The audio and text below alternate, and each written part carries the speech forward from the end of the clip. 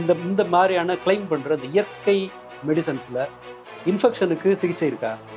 கிடையாது. இன்ஃபெக்ஷன் ஒரு கேட்டகரி அவங்கள்ட்ட கிடையாது. சரி, நாய் கடிக்கு, பாம்பு கடிக்கு இயற்கையில் மருத்துவம் இருக்கா? கிடையாது. இங்கே இருக்கிற மிக முக்கியமான குறைபாடு முன்னாடியே உருவாக்கிட்டாங்க, அதனால இது பெஸ்ட் அப்படிங்கிறது முட்டாள்தான். உலகத்தில் இருக்கிற தாவரங்களில் உண்ண தகுந்தது 1% தாவரங்கள் தான். சுமாராக 70-90% தாவரங்கள் பாய்சன்ஸ். இயற்கையில் எல்லாமே சரியா இருக்கு அப்படிங்கிறது நினைப்பும் தப்பு. இயற்கையில் அரளி விதையும் இயற்கை தான். சித்தால இன்னமும் பாதரசத்தை குளோரிஃபை பண்ற இது உண்டு. ஆனால் பாதரசத்தை மாதிரி ஒரு டாக்ஸிக் மெட்டல் கிடையாது. நோய் தான் இயற்கையானது, சிகிச்சை செயற்கையாக தான் இருக்கும். சரியான சிகிச்சை, நீங்க விரும்புகிற சிகிச்சை ரெண்டும் ஒன்றா இருக்கணும்னு அவசியம்.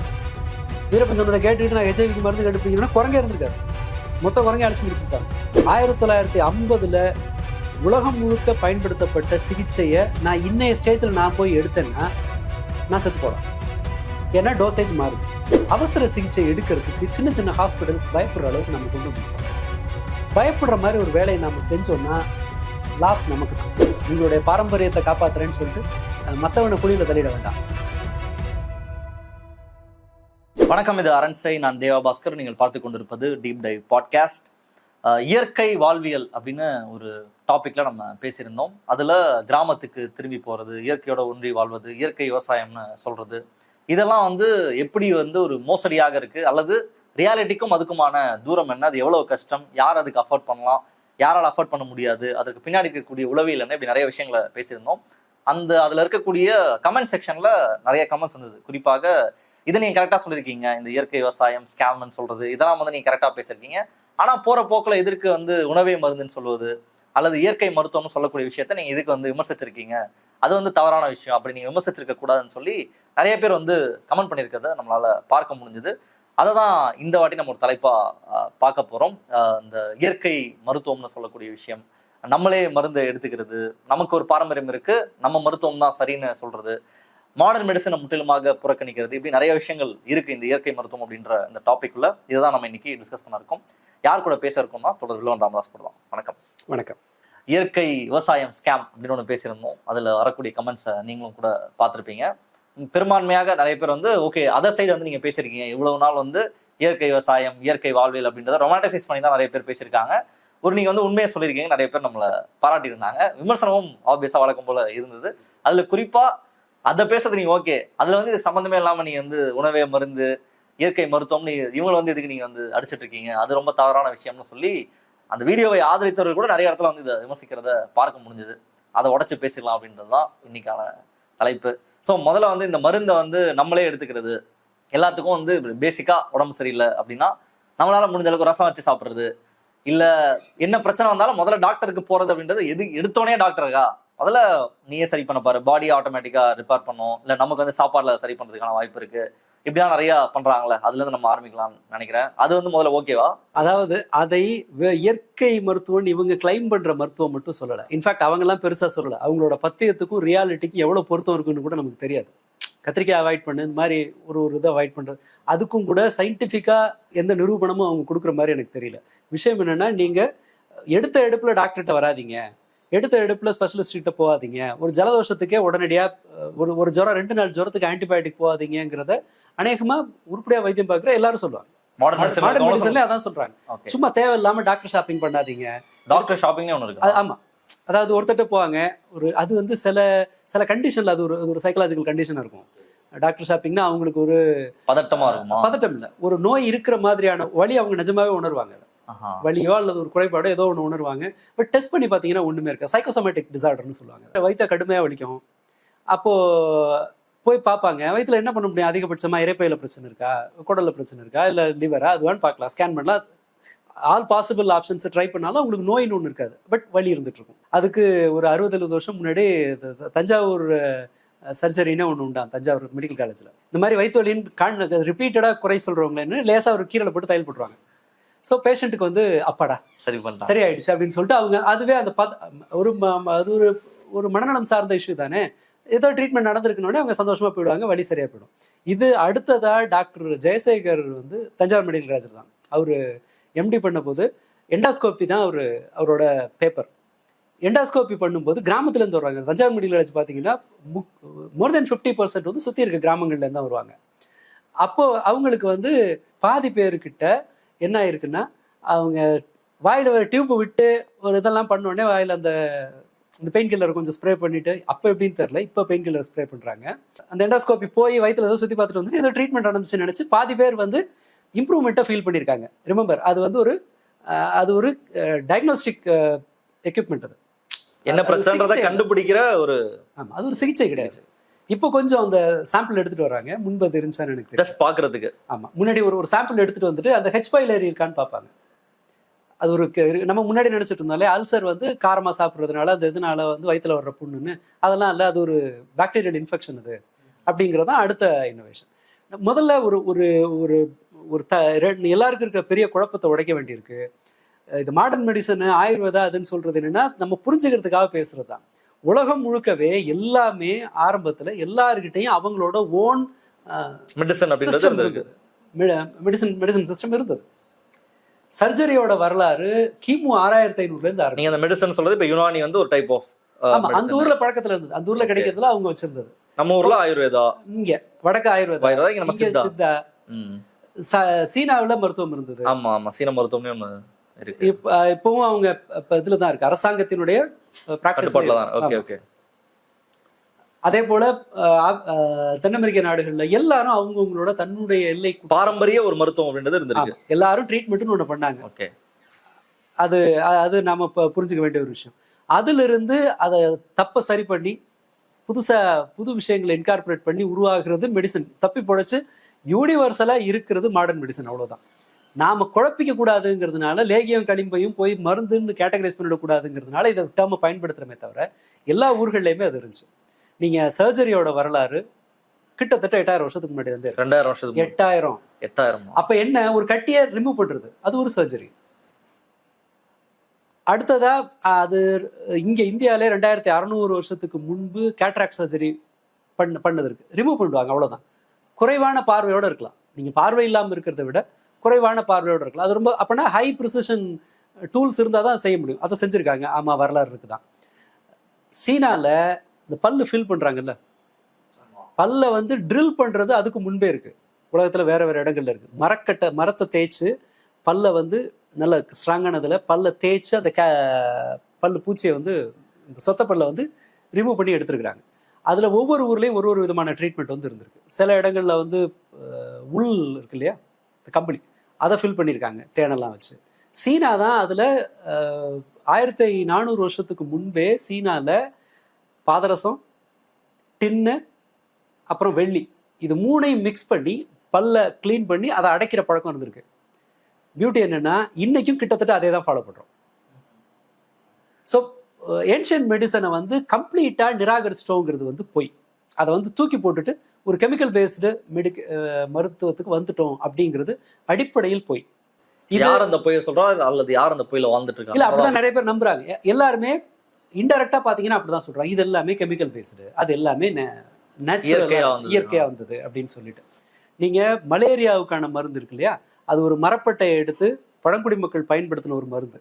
அதை 16ஆம் நூற்றாண்டு வாக்குல பிரான்ஸுக்கு கொண்டு வர்றாங்க. அதை ப்ராசஸ் பண்ணி அதுல தேவையில்லாததை எடுத்து சரியானதை கண்டுபிடிச்சு மலேரியா மருந்து இருக்கு.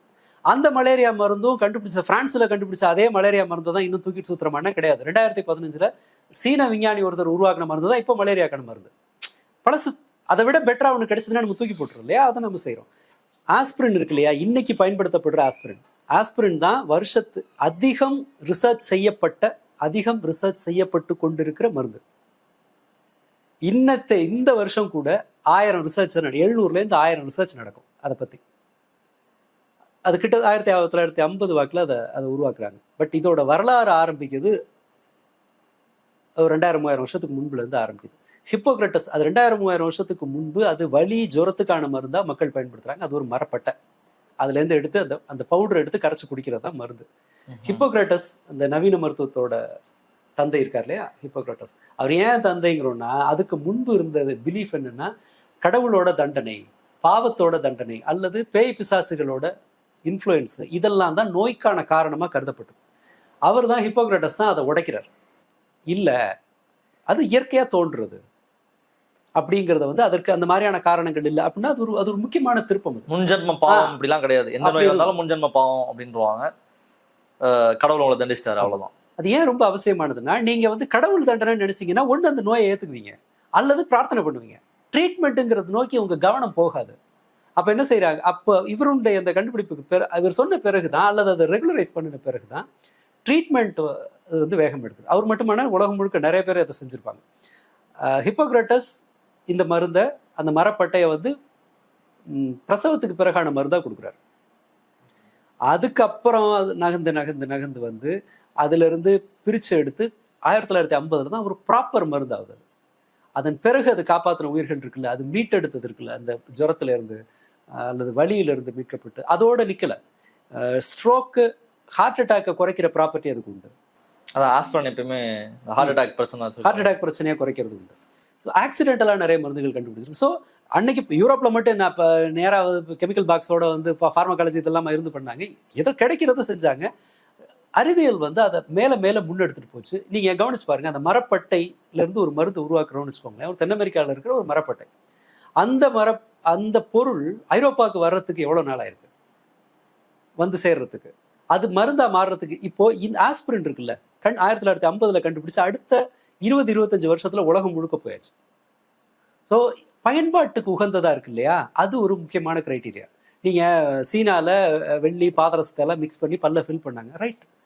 எத்தனை பேருக்கு அது கிடைச்சிருக்கும் அன்னைக்கு? மகாராஜாக்களுக்கு மட்டும் அல்லது பிரபுக்களுக்கு மட்டும் கிடைக்கிறது. பணம்ங்கிறதே பெரும்பாலான மக்கள் பார்த்துருக்க மாட்டாங்க. பண்டமாற்று இருந்த போது இதை அவைல் பண்ணியிருக்க முடியாது. ஆனா இன்னைக்கு ஓரளவு ஒரு சாதாரண வருவாய் இருக்கிற யார் ஒருத்தரும் பல்லு ஃபில் பண்றதுங்கிறது சாத்தியம்.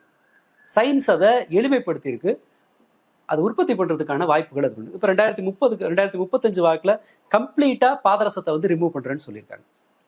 நீங்க சைக்காட்ரிக் மெடிகேஷன் எடுத்துக்குமே,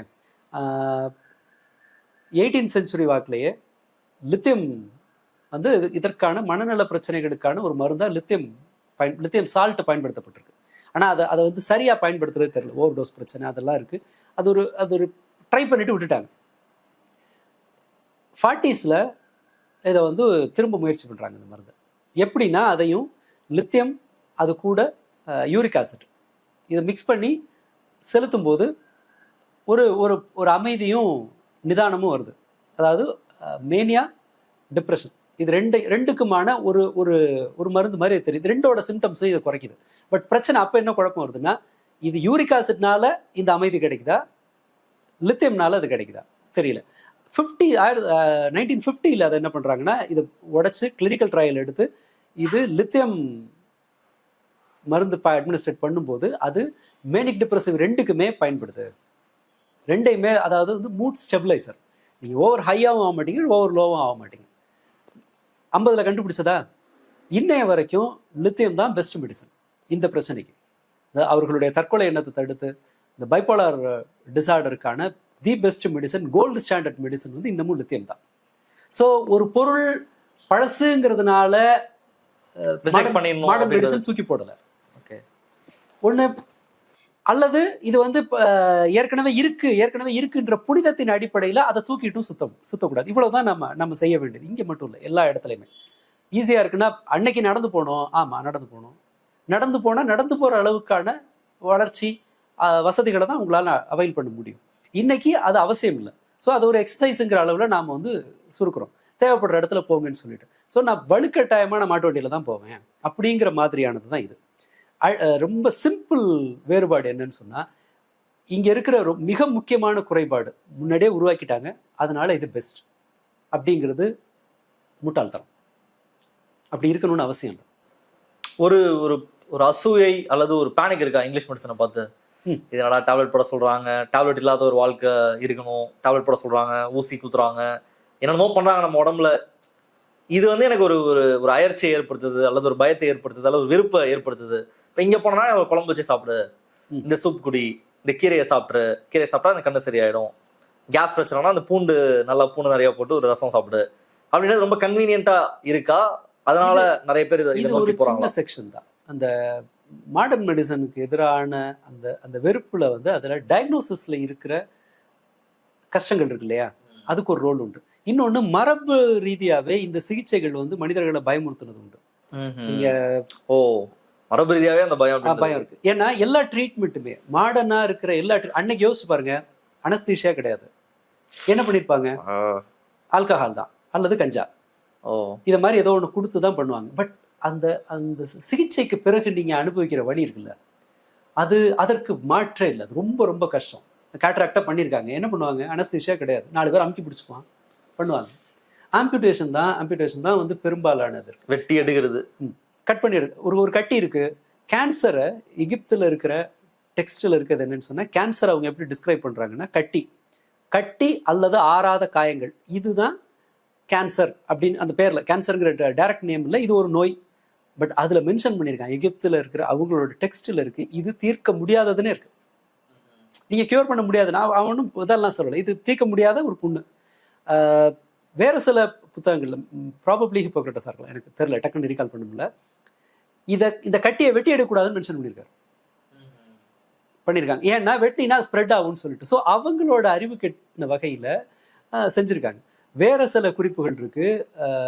கேலன் நினைக்கிறேன், அவர் வந்து அப்போ மனித உடலை அறுத்து பார்க்கறதுக்கான உங்களுக்கு அக்சஸ் கிடையாது, அதை செய்யக்கூடாது.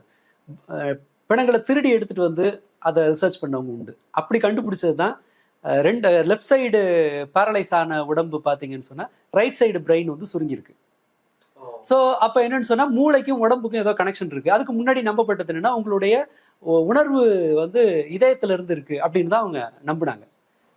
லிவருக்கு வந்து ஒரு ரோல் இருக்கு, அந்த மாதிரி நம்பினாங்க. இன்னைக்கு வரைக்கும் ஹார்ட் வந்து அதுல இருந்து வந்ததுதான். மனசு சொல்றத கேட்கணும், மூளை சொல்றத கேட்கணும். டேய் மனசு சொல்லவே சொல்லாதடா, ரத்தத்தை மட்டும் பம்ப் பண்ணும். இதை கேட்டு வேலை செய்யறேன், இதை கேட்டு வேலை செய்யக்கூடாது, இதை கேட்டுதான் வேலை செய்யணும். இப்படி இந்த குழப்பம் வருது இல்ல, இது எதுவுமே சொல்லாதுன்றது ரைட். அது ஒரு பொலிட்டிக்கல் லைசன்ஸ் சொல்லாங்க, அந்த மாதிரி நம்ம விட்டுறலாம். நிறைய பேர் அதான் நினைச்சிட்டு இருப்பாங்க. அது நிறைய பேர் அதை நம்பிட்டு இருந்தாங்க. மூளையோட ஏன்னா ஒன்று நீங்கள் கண்டுபிடிச்சிங்கன்னா, எது காரணங்கிறத கண்டுபிடிச்சிங்கன்னா தீர்வு ரொம்ப ஈஸி. ஸோ அப்போ அந்த சிகிச்சைகள் எல்லாமே ரொம்ப கஷ்டமாக தான் இருந்தது. நீங்கள் ஆம்பியூட் பண்ணுறதுக்கு ஒரு ஆக்சிடென்டலாக ஒன்று கண்டுபிடிச்சாங்க, ஒரு பார்பர் கண்டுபிடிச்சது. கை காயம் இதாக இருக்குன்னா, ரொம்ப மோசமான காயம்னா இன்ஃபெக்ஷனை தடுக்கிறதுக்காக வெட்டிடுவாங்க காலை. கையில் ஒரு காயம் இருக்குன்னு சொன்னால் அதை வெட்டிடுவாங்க. சில நோய்களுக்கு வந்து ரத்தம் சுத்தமாக இல்லைன்றதுனால தான் பிரச்சனை இருக்குன்னு சொல்லிட்டு கையை கீறி ரத்தத்தை வெளியில் எடுக்கிற ட்ரீட்மெண்ட் இருந்தது. இது எல்லாத்தையும் யோசிச்சு பாருங்க எப்படி இருக்கும் அந்த சிகிச்சைக்கு பிறகு. முதல்ல என்ன பண்ணிருக்காங்கன்னா, காலை வெட்டுறாங்க, ரத்த ஓட்டத்தை எப்படி நிறுத்துவீங்க? வழி கிடையாது. என்ன ட்ரீட்மெண்ட் எடுத்திருப்பாங்கன்னு நினைக்கிறீங்க? கட்டுறாங்களா, என்ன பண்ணாங்க? எண்ணெயை சுட வச்சு ஊத்துறது. அது ஒரு ட்ரீட்மெண்டா இருந்திருக்கு. அதாவது கம்பியை பழுக்க காய்ச்சி சூடு போடுறது, இதெல்லாம் இருந்திருக்கு. ஒரு பார்பர் இந்த ட்ரீட்மெண்ட்டை பண்ணும்போது, ஒரு போருக்கு பிறகான ஒரு சிகிச்சையில அந்த வெட்டி எடுக்கிற வேலையை செய்யும் போது என்ன இல்லை அவர்கிட்ட. அப்ப என்ன இவ்வளவு மாதிரியா கிடைக்கும்? என்ன இல்லைங்கும் போது இருந்தாலும் எதேச்சியா வந்து கயிறு எடுத்து காலை கட்டிடுறான். ட்ரீட்மெண்ட் ஒர்க் அவுட் ஆயிடுச்சு. அதாவது ரத்த ஓட்டம் நின்று ஆம்பியூட்டேஷன் வந்து சக்சஸ்ஃபுல்லா இருக்கு. அதன் பிறகுதான் அந்த ரத்த ஓட்டத்தை நிறுத்துற வேலையை செய்யறாங்க. சர்க்குலேஷன் அதுக்கு முன்னாடியே கண்டுபிடிச்சிட்டாங்க. ஷேரிங் இல்லை, இங்க கண்டுபிடிக்கிறது இன்னொரு ஊருக்கு போறது கொஞ்சம் லேட் ஆகும். ரெக்கார்ட் பண்ற வேலை கிடையாது. நம்மள்ட்ட நடந்த ஒரு முக்கியமானது, அதை வந்து பதிவு செய்யற புத்தகங்கள் கிடையாது. பட் எகிப்துல அங்கெல்லாம் வந்து பல ஆயிரக்கணக்கான ஆண்டுகளுக்கு முன்பே அதை பதிவு பண்ணி வைக்கிறதெல்லாம் இருந்திருக்கு. மெசபடோமியாவில் ட்ரீட்மெண்ட் எல்லா இடத்துலையும் எல்லாமே இருந்திருக்கு. அடுத்த ட்ரீட்மெண்ட்டும் பார்த்தீங்கன்னு சொன்னால் ரொம்ப நீங்கள் நினச்சி பார்க்குறதுக்கு ரொம்ப சிரமமாக இருக்கிற ட்ரீட்மெண்ட் தான் சர்ஜரிஸ் வந்த பிறகு. கோட்டை மாற்றுறது, சுத்தமாக மருத்துவமனையை பராமரிக்கிறதுங்கிறதே பல பேருக்கு தெரியல. அதை எப்போ கண்டுபிடிக்கிறாங்கன்னா, கிருமிகள்ங்கிறத கண்டுபிடிச்ச பிறகு தான் கிளீனினஸ்ங்கிறத அதற்கான முக்கியத்துவம் வந்து வருது. ஸோ பெரிய விலையை கொடுத்து உலகம் வந்து மருத்துவத்துல தன்னை வந்து, அதனாலதான் எவிடன்ஸ் பேஸ்டு மெடிசன் சொல்றோம், மாடர்ன் மெடிசன். இது எல்லா தீவிரமா, அதாவது கொடுக்க கூடாத விலையெல்லாம் கொடுத்து இந்த இடத்துக்கு வந்திருக்கிறோம். அதன் பிறகு நான் போய் பழசுல போய் நிற்பேங்கிற அந்த சிக்கல் தான்.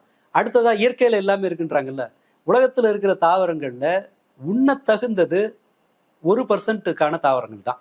சுமாரா 70-90% தாவரங்கள் பாய்சனஸ். ஒன்று உயிர் போவோம், அல்லது வயிற்றால போவோம், அல்லது வேற ஒரு பிரச்சனை வரும். நீங்க நினைக்கிற எல்லாத்தையுமே, நீங்க இயற்கையில எல்லாமே சரியா இருக்கு அப்படிங்கிறது நினைப்பும் தப்பு. இயற்கையில அரளி விதையும் இயற்கை தான். இந்த மாதிரியான கிழங்கெல்லாம் இருக்கு, எடுத்து சாப்பிட்டு இறந்து போனது உண்டு. விளக்கெண்ணெய் கொடுத்து இறந்து போன குழந்தைகள் உண்டு. இது எல்லாமே இருக்கும். ஸோ அண்ட் ஹெவி மெட்டல்ஸ் பயன்படுத்தப்படுறது நமக்கு தெரியாது, ஸ்டாண்டர்டைஸ். இந்த சிக்கல் எல்லாம் இருக்கு நம்ம பழசுல யூஸ் பண்ணும்போது. பாதரசம் ஒரு காலத்துல ஒரு மெடிசன். சித்தால இன்னமும் பாதரசத்தை வந்து குளோரிஃபை பண்ற இது உண்டு. ஆனா பாதரசத்தை மாதிரி ஒரு டாக்ஸிக் மெட்டல் கிடையாது. அதனாலதான் வேற வழி இல்லாம ரொம்ப சேஃபர் அமௌண்ட்டா பாதரசம் பயன்படுத்தப்படுகிற அந்த டென்டல் ட்ரீட்மெண்ட்டுக்கு அதை 2035 நிறுத்துறேன்றதை சொல்லியிருக்காங்க. தெர்மாமீட்டர்ல பயன்படுத்தக்கூடாதுன்னு நிறுத்தியிருக்காங்க. ஸோ ஒன்று சரியில்லைன்னு தெரிஞ்சா அதுல இருந்து வெளியில வருவது ஒரு எளிமையான வழி இல்லாத ஒரு ட்ரீட்மெண்ட். அண்ட் ஒரு எளிமையான ஒரு கேள்வி, இந்த மாதிரியான கிளைம் பண்ற இந்த இயற்கை மெடிசன்ஸ்ல இன்ஃபெக்ஷனுக்கு சிகிச்சை இருக்கா? கிடையாது. இன்ஃபெக்ஷன் ஒரு கேட்டகரியா அவங்கள்ட்ட கிடையாது. உள்ள வயிற்றுல இருக்கிற பல்வேறு விதமான பார்ட்டு, அதுல இருக்கிற வெவ்வேறு விதமான நோய்களை குறிப்பிடுவதற்கான வழி இருக்கா? கிடையாது. ஏன்னா வலிங்கிற ஒரு இதுல இருந்து தான் நம்ம கண்டுபிடிக்கிறோம். அந்த வலியை வந்து அது குடல்ல இருந்து வருதா, லிவர்ல வருதா, பேன்கிரியாஸ்ல இருக்கா, அல்லது கிட்னி வலியை தான் அப்படி ஃபீல் பண்றோமா? எதுவும் நமக்கு தெரியாது. சிறுகுடலா, பெருங்குடலா, கட்டினாலையா, எண்ணத்தினால தெரியாது. இது இருக்கும்போது சிகிச்சை எப்படி இருக்கும்? டயக்னோசிஸ்க்கே வழி இல்லைங்கும் போது சிகிச்சை எப்படி பண்ண முடியும்? சரி, நாய் கடிக்கு, பாம்பு கடிக்கு இயற்கையில மருத்துவம் இருக்கா? கிடையாது. அல்லது வேற ஏதோ ஒரு டாக்ஸிக்கா ஏதாவது சாப்பிட்டுட்டோம். நாய்க்கடிக்கு வந்து இந்த ஏஆர்வி வர்றதுக்கு முன்னாடி வரைக்கும் இல்லையா? சாவுதான் வழி. அதாவது நாய்க்கடினா ரேபிஸ் வந்து அதுக்கப்புறம் அப்ப இவ்வளவு நாயும் கிடையாது. உங்களுக்கு ரொம்ப ரேரா வர்றதுதான். அப்கோர்ஸ் இப்ப நாய் நிறைய கூடி இருக்கு அதனால. பட் முன்பு நாய்க்கடிக்கு, பாம்பு கடிக்கும் கிடையாது. பல வியாதிகளுக்கு மரணம் தான் அது ஒரு மரண தண்டனை. ஏராளமான வியாதிகள் மரணம் தான் அதனுடைய ஒரே வழி. சாவுற வரைக்கும் எப்படி சாவுற ஆட்களை பாடா படுத்தி தான் சாவு கொண்டு போய் தள்ளணும். இன்சுலின் கண்டுபிடிக்கிறதுக்கு முன்னால டைப் 1 டயபெட்டிஸ் குழந்தைகள் சாப்பாட்டை குறைச்சு பசியில செத்து தான் நடந்தது. ஏன்னா அவங்களுக்கு சாப்பிட்டா சுகர் ஏறும், ஆர்கன் டேமேஜ் ஆகும், இறந்து போவாங்க. Type 1 diabetes. இன்சுலின் ஒண்ணு கண்டுபிடிச்ச பிறகு சுகர்ன்றது வியாதியே இல்ல, அதையே இவங்க தான் கண்டுபிடிச்சு விட்டுருக்காங்கன்றதுதான். எவ்வளவு கிளினிக்கல் எவிடன்ஸ் இருக்கு, எத்தனை பேர் ட்ரீட்மெண்ட்டுக்கு போறாங்க. ட்ரீட்மெண்ட்டுக்கு போய் மருந்து எடுக்கிறவனே அது ஒரு வியாதி இல்லைன்னு நம்ப விரும்புறாங்க. இப்போ லிவர் கிட்னி டேமேஜ்ல இருந்து எல்லாத்துக்குமே சுகருக்கு ஒரு பெரிய ரோல் இருக்கு. கண்டுபிடிக்க அதுல இருந்து அதன் பிறகு காப்பாற்றப்பட்ட குழந்தைகள் இருக்காங்களா? பென்சிலின் காப்பாத்தின மனிதர்கள் எத்தனை, இன்சுலின் காப்பாத்தின மனிதர்கள் எத்தனை? அது மட்டும் இல்ல, சில டயக்னோசிஸ் வந்து பல பெரிய பிரச்சனைகள்ல இருந்து காப்பாத்திருக்கும். அதான் ஆக்சிடென்டலாகவும் நிறைய கண்டுபிடிச்சிருக்காங்க. ஸோ இந்த மாதிரியான நம்ம பேர் டிவைட் ஆகி வந்துட்டோம்னு நினைக்கிறேன். இப்படி சிகிச்சை எல்லாமே ரொம்ப கஷ்டமா தான் இருந்தது. மரப்பட்டை கரைச்சி குடிக்கிறதுங்கிறது எவ்வளவு கஷ்டம், அது காயத்தை வெட்டி எண்ணெய் ஊற்றுவாங்கிறது அது எவ்வளவு கஷ்டம், ஆளை பிடிச்சி அமுக்கிக்கிட்டு ஒரு ஒரு டேமேஜ் ஆன ஒரு ஆர்கனை வந்து வெட்டி எடுக்கிறதுங்கிறது எவ்வளவு கஷ்டம். இது எல்லாத்தையும் பார்த்துட்டு மனிதர்களுக்கு இந்த சிகிச்சை மீது ஒரு ஒரு அசாத்திய மரபு. நமக்கு பாம்பை வாழ்நாள்ல பார்த்திராத குழந்தை கூட, அது வரைக்கும் பார்க்காத குழந்தை பாம்பு விட்டீங்கன்னா பாம்பு, ஏன்னா அது ஜெனட்டிக்கலா உங்களுக்கு அது வந்து இன்ஜெக்ட் ஆயிருக்கும். அந்த பாம்பு மேல இருக்கிற பயம், ஊர்வன மேல இருக்கிற பயத்தை, பளபளன்னு இருக்கிறது மேல கொஞ்சம் பயம் வரும் நமக்கு, ஏதோ ஒரு மிருகமோ பூச்சியோ. இது எல்லாமே நமக்கு அகத்துல இருந்து வந்தது. பிரச்சனை என்னன்னா, இப்போ அந்த பயத்தை சரி பண்றதுக்கு பதிலா நாம என்ன பண்ணோம்னா பயத்தை பயன்படுத்துறாங்க, கேபிட்டலைஸ் பண்றதுக்கு ஆள் இருக்காங்க. ஆமா, நிறைய அதை பண்றாங்க. இன்னும் இந்த மாதிரியானதுன்னு மட்டும் இல்ல, இந்தியாவிலையுமே கூட அந்த ரிமூவ் பண்றதுக்கான கருவிகள்லாம் இருக்குல்ல, பல்ல புடுங்குற கருவிகள்லாம் இருக்குல்ல, அதெல்லாம் பார்க்கும்போது நமக்கு தெரியுது அது அந்த ட்ரீட்மெண்ட் எவ்வளவு பயந்திருப்பான் ஆட்கள்னு சொல்லி. பட் இது எல்லாமே முழுக்க நம்பிக்கை சார்ந்தது, முழுக்கவே நம்பிக்கையின் அடிப்படையிலானது. நீங்க இயற்கையில இருக்கு. ஆமா, இயற்கையில எல்லாமே சாப்பாட்டின் மூலமா சரி பண்ற நோய் தான் இயற்கையானது, சிகிச்சை செயற்கையா தான் இருக்கும். ஆமா, சரிங்க, நீங்க யோசிச்சு பாருங்க, மலேரியா இயற்கை தானே, நம்மளா எடுத்து இது போட்டுக்கிறதா? மாத்திரை சாப்பிட்டா மலேரியா வருது, மலேரியா கொசு கடிச்சு வருது, கிருமி இயற்கையா இருக்குது, நோய் தான் இயற்கையானது, சிகிச்சை செயற்கையா தான் இருக்க முடியும். அதுல இதை எல்லாத்தையும் போட்டு நாம என்ன பண்றோம்னா, சம்பந்தம் இல்லாத பல விஷயங்களை நாம வந்து போட்டு குழப்பிக்கிறோம். கம்பெனிக்காரன் திருடுறான், ஃபார்மா கம்பெனி லாபி பண்றாங்க, திருடுறாங்க. எங்க நடக்கல திருட்டு சொல்லுங்க? கரப்ஷன் எங்க இல்லை, திருட்டு எங்க இல்லை, வாங்குறவன தேவையை வந்து பயன்படுத்திக்கிற பழக்கம் எங்க இல்லை? எல்லா இடத்துலையும் இருக்கு. சித்தாவோ ஆயுர்வேதாவோ ஃப்ரீயா பண்றாங்களா? கிடையாது. ஒரு டிமாண்ட் வந்ததுன்னா அந்த விலை ஏறும்.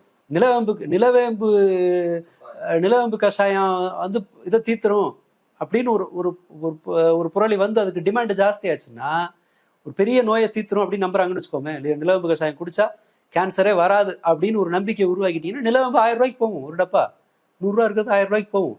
ஸோ டிமாண்டை பயன்படுத்துறதுங்கிறது உலகளாவிய மனிதர்களுடைய இயல்புல இருந்து வர்றது. அது இப்போ பணம் முக்கியம்னு ஆகும்போது திருட்டுங்கிறது நடக்கும். பிரிட்டன்ல ஒரு அம்மா பல்லுக்கு ட்ரீட் பண்ற ஒரு லேடி, அந்த அம்மா செத்து போகுது. அந்த அம்மாவோட பல்ல வீட்டில் வச்சிருந்தா பல் நோய்கள் வராதுன்னு ஒரு நம்பிக்கை. ஸோ அந்த அம்மாவோட பல்லு வந்து பிளாக் மார்க்கெட்ல பயங்கர ரேட்டுக்கு போகுது. அங்க அரசாங்கத்துல இருந்து என்னடா அது பெரிய ரோதனையா இருக்கு, எல்லா பல்லையும் புடுங்கடான்னு பார்த்தா 1000கணக்கில் பல்லு வருது. தெய்வீக பல்லுன்னு சொல்லி எல்லா இடத்துலையும் வித்துருக்கானுங்க. ஓகே, இப்படி இந்த நம்பிக்கையில அந்த பழைய சக்சஸ்ஃபுல்லா இருந்த ட்ரெஸ்ஸை போட்டுக்கிட்டா, பழைய ட்ரெஸ்ஸை போட்டுக்கிட்டா இந்த ட்ரீட்மெண்ட்டும் சக்சஸ்ஃபுல்லா இருக்கும்னு பழைய ரத்தக்கரை படிஞ்ச ஆடைகளை அணிந்த வரலாறு உண்டு மருத்துவமனைகள்ல. இன்னொன்னு டாக்டரோட வெயிட்டை காட்டுறதுக்காக நிறைய ரத்தம் படிஞ்ச கோட் இருந்துச்சுன்னா, அந்த ஆப்ரான் இருந்துச்சுன்னா அவர் பெரிய டாக்டர், அப்படி ஒரு நம்பிக்கையெல்லாம் இருந்தது. ஸோ இது வந்து ஒரு விஷயத்தை தப்பா புரிஞ்சுக்கிறதும், ஒண்ணுல இருந்து தேவை இருக்கிற ஒண்ணுல பணம் பண்றதுங்கிறது வந்து அது ஒரு உலகளாவிய போக்குது. எங்க நடக்கல சொல்லுங்க? பஸ் வாங்கலையா? தீபாவளிக்கு பஸ்ஸுக்காரன் வாங்கல 3 மடங்கு. ரோடு கான்ட்ராக்டர்ல அது இல்லை. நம்ம பயன்படுத்துற ஒண்ணு இல்லை. நாம வாங்குற காலேஜ் சீட்டு,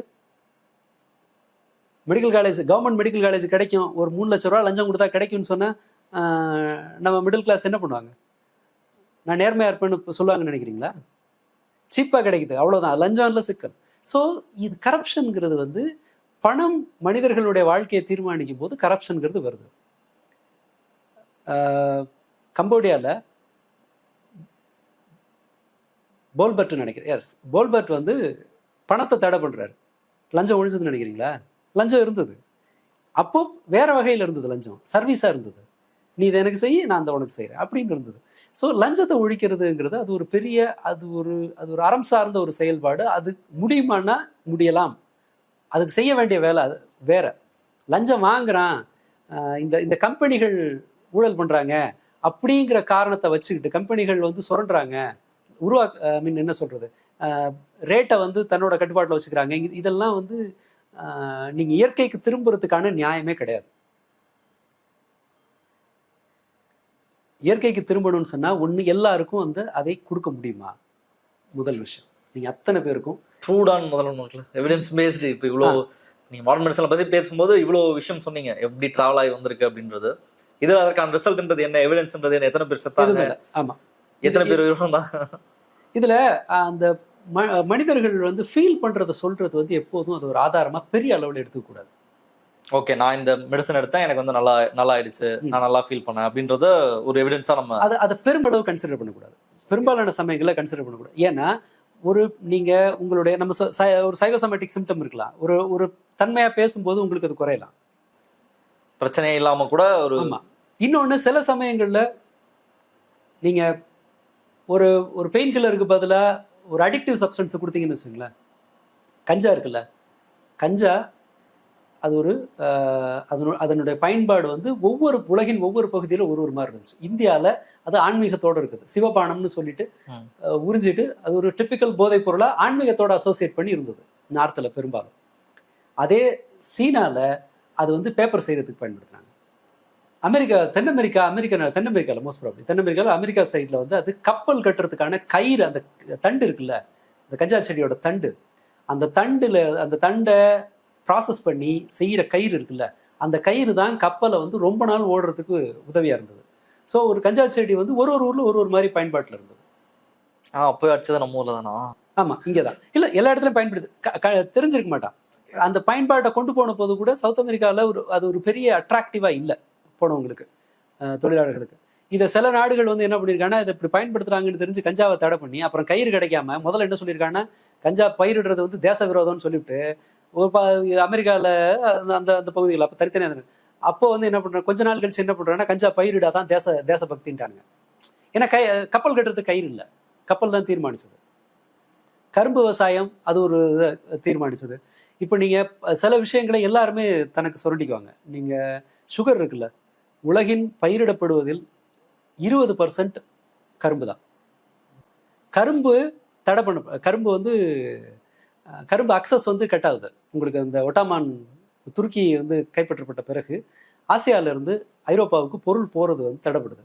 அப்போ 1 கிராம், அதுக்கு முன்பு 1 கிராம் சர்க்கரை 1 கிராம் தங்கத்துக்கு ஈக்குவலாக இருந்தது. அதன் பிறகு தான் என்ன பண்ணுறாங்கன்னா, சர்க்கரைக்கு இவ்வளோ பெரிய மதிப்பு இருக்குன்னு சொல்லிட்டு உலகம் முழுக்க சுகரை பயிரிடுறான்.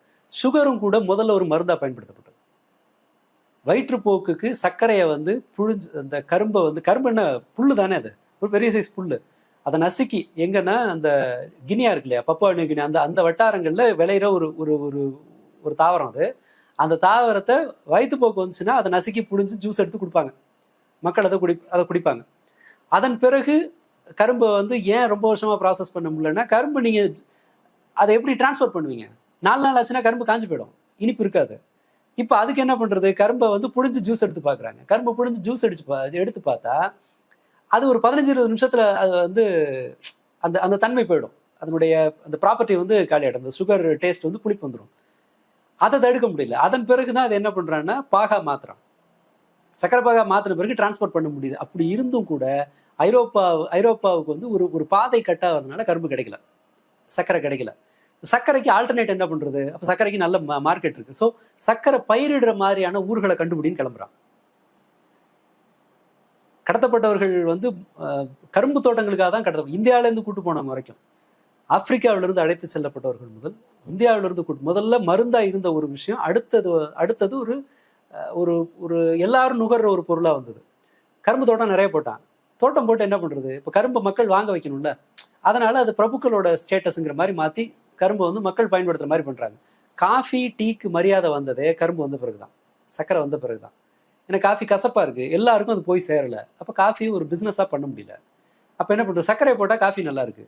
ஸோ காஃபி சேல்ஸ் சர்க்கரை சேல்ஸ் ரெண்டும் ஈக்குவல் ஆகுது. ஐரோப்பாவுக்கு சர்க்கரை வரலன்னு என்ன பண்றாங்கன்னா, இதுக்கு ஆல்டர்னேட் ஒன்று கண்டுபிடிக்கணும்ன்ற டிரைவ் பண்றாங்க.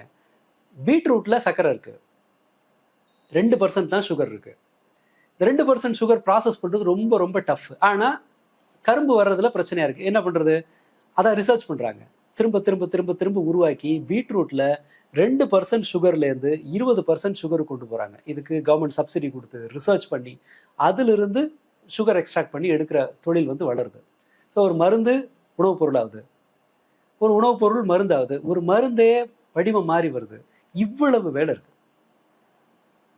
இது எதையுமே கவனிக்காம, இதனுடைய அடிப்படை, ஒரு மருந்து எப்படி வேலை செய்யுதுங்கிறத புரிஞ்சுக்காம, என்ன ஆக்சிஜன் ஏற்றம், ஆக்சிஜன் ஒடுக்கம், அப்புறம் இந்த ஹைட்ரோலசிஸ், இந்த மாதிரியான 3 வேத, நீங்க வந்து ரத்தத்தின் வழியா ஏற்ற வேண்டிய ஒரு மருந்து வாய் வழியா குடிச்சிங்கன்னா அது மோஷன்ல போயிடும்.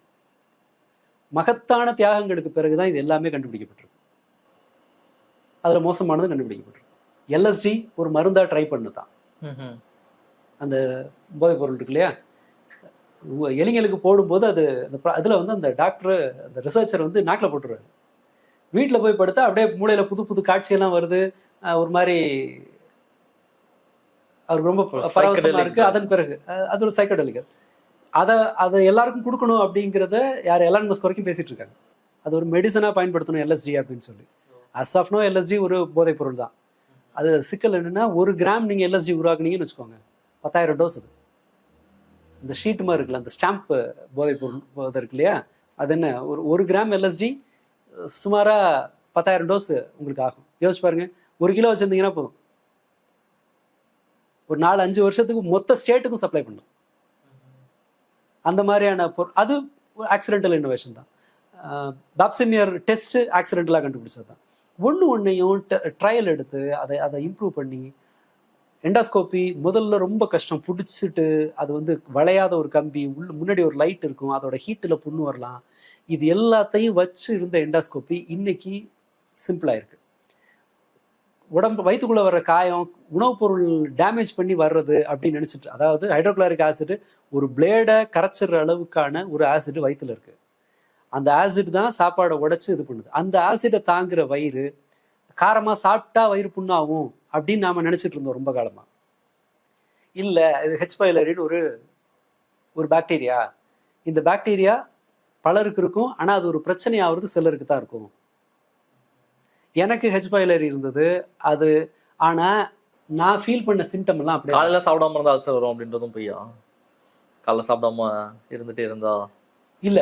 இப்ப எனக்கு ஸ்கூல் படிக்கும்போது என்ன சொன்னாங்கன்னா, காலைல நீங்க சாப்பிடல அப்படின்னா அதான் நீங்க அந்த ஹைட்ரோக்ளோரிக் ஆசிட் வந்து வயிறுல செக்ரீட் ஆகும், அது கொஞ்சம் கொஞ்சமா புண்ணாயி தண்ணி குடிச்சா அப்புறம் வந்து உங்களுக்கு தண்ணி அதெல்லாம் நான் கேட்கல, அப்படியே போய் அப்புறம் ஒரு நாள் வந்து உங்களுக்கு இல்ல, கேன்சர் அது வந்துரும். உற்பத்தி ஆகிறதே சாப்பிட்டீங்கன்னா தான் வரும்.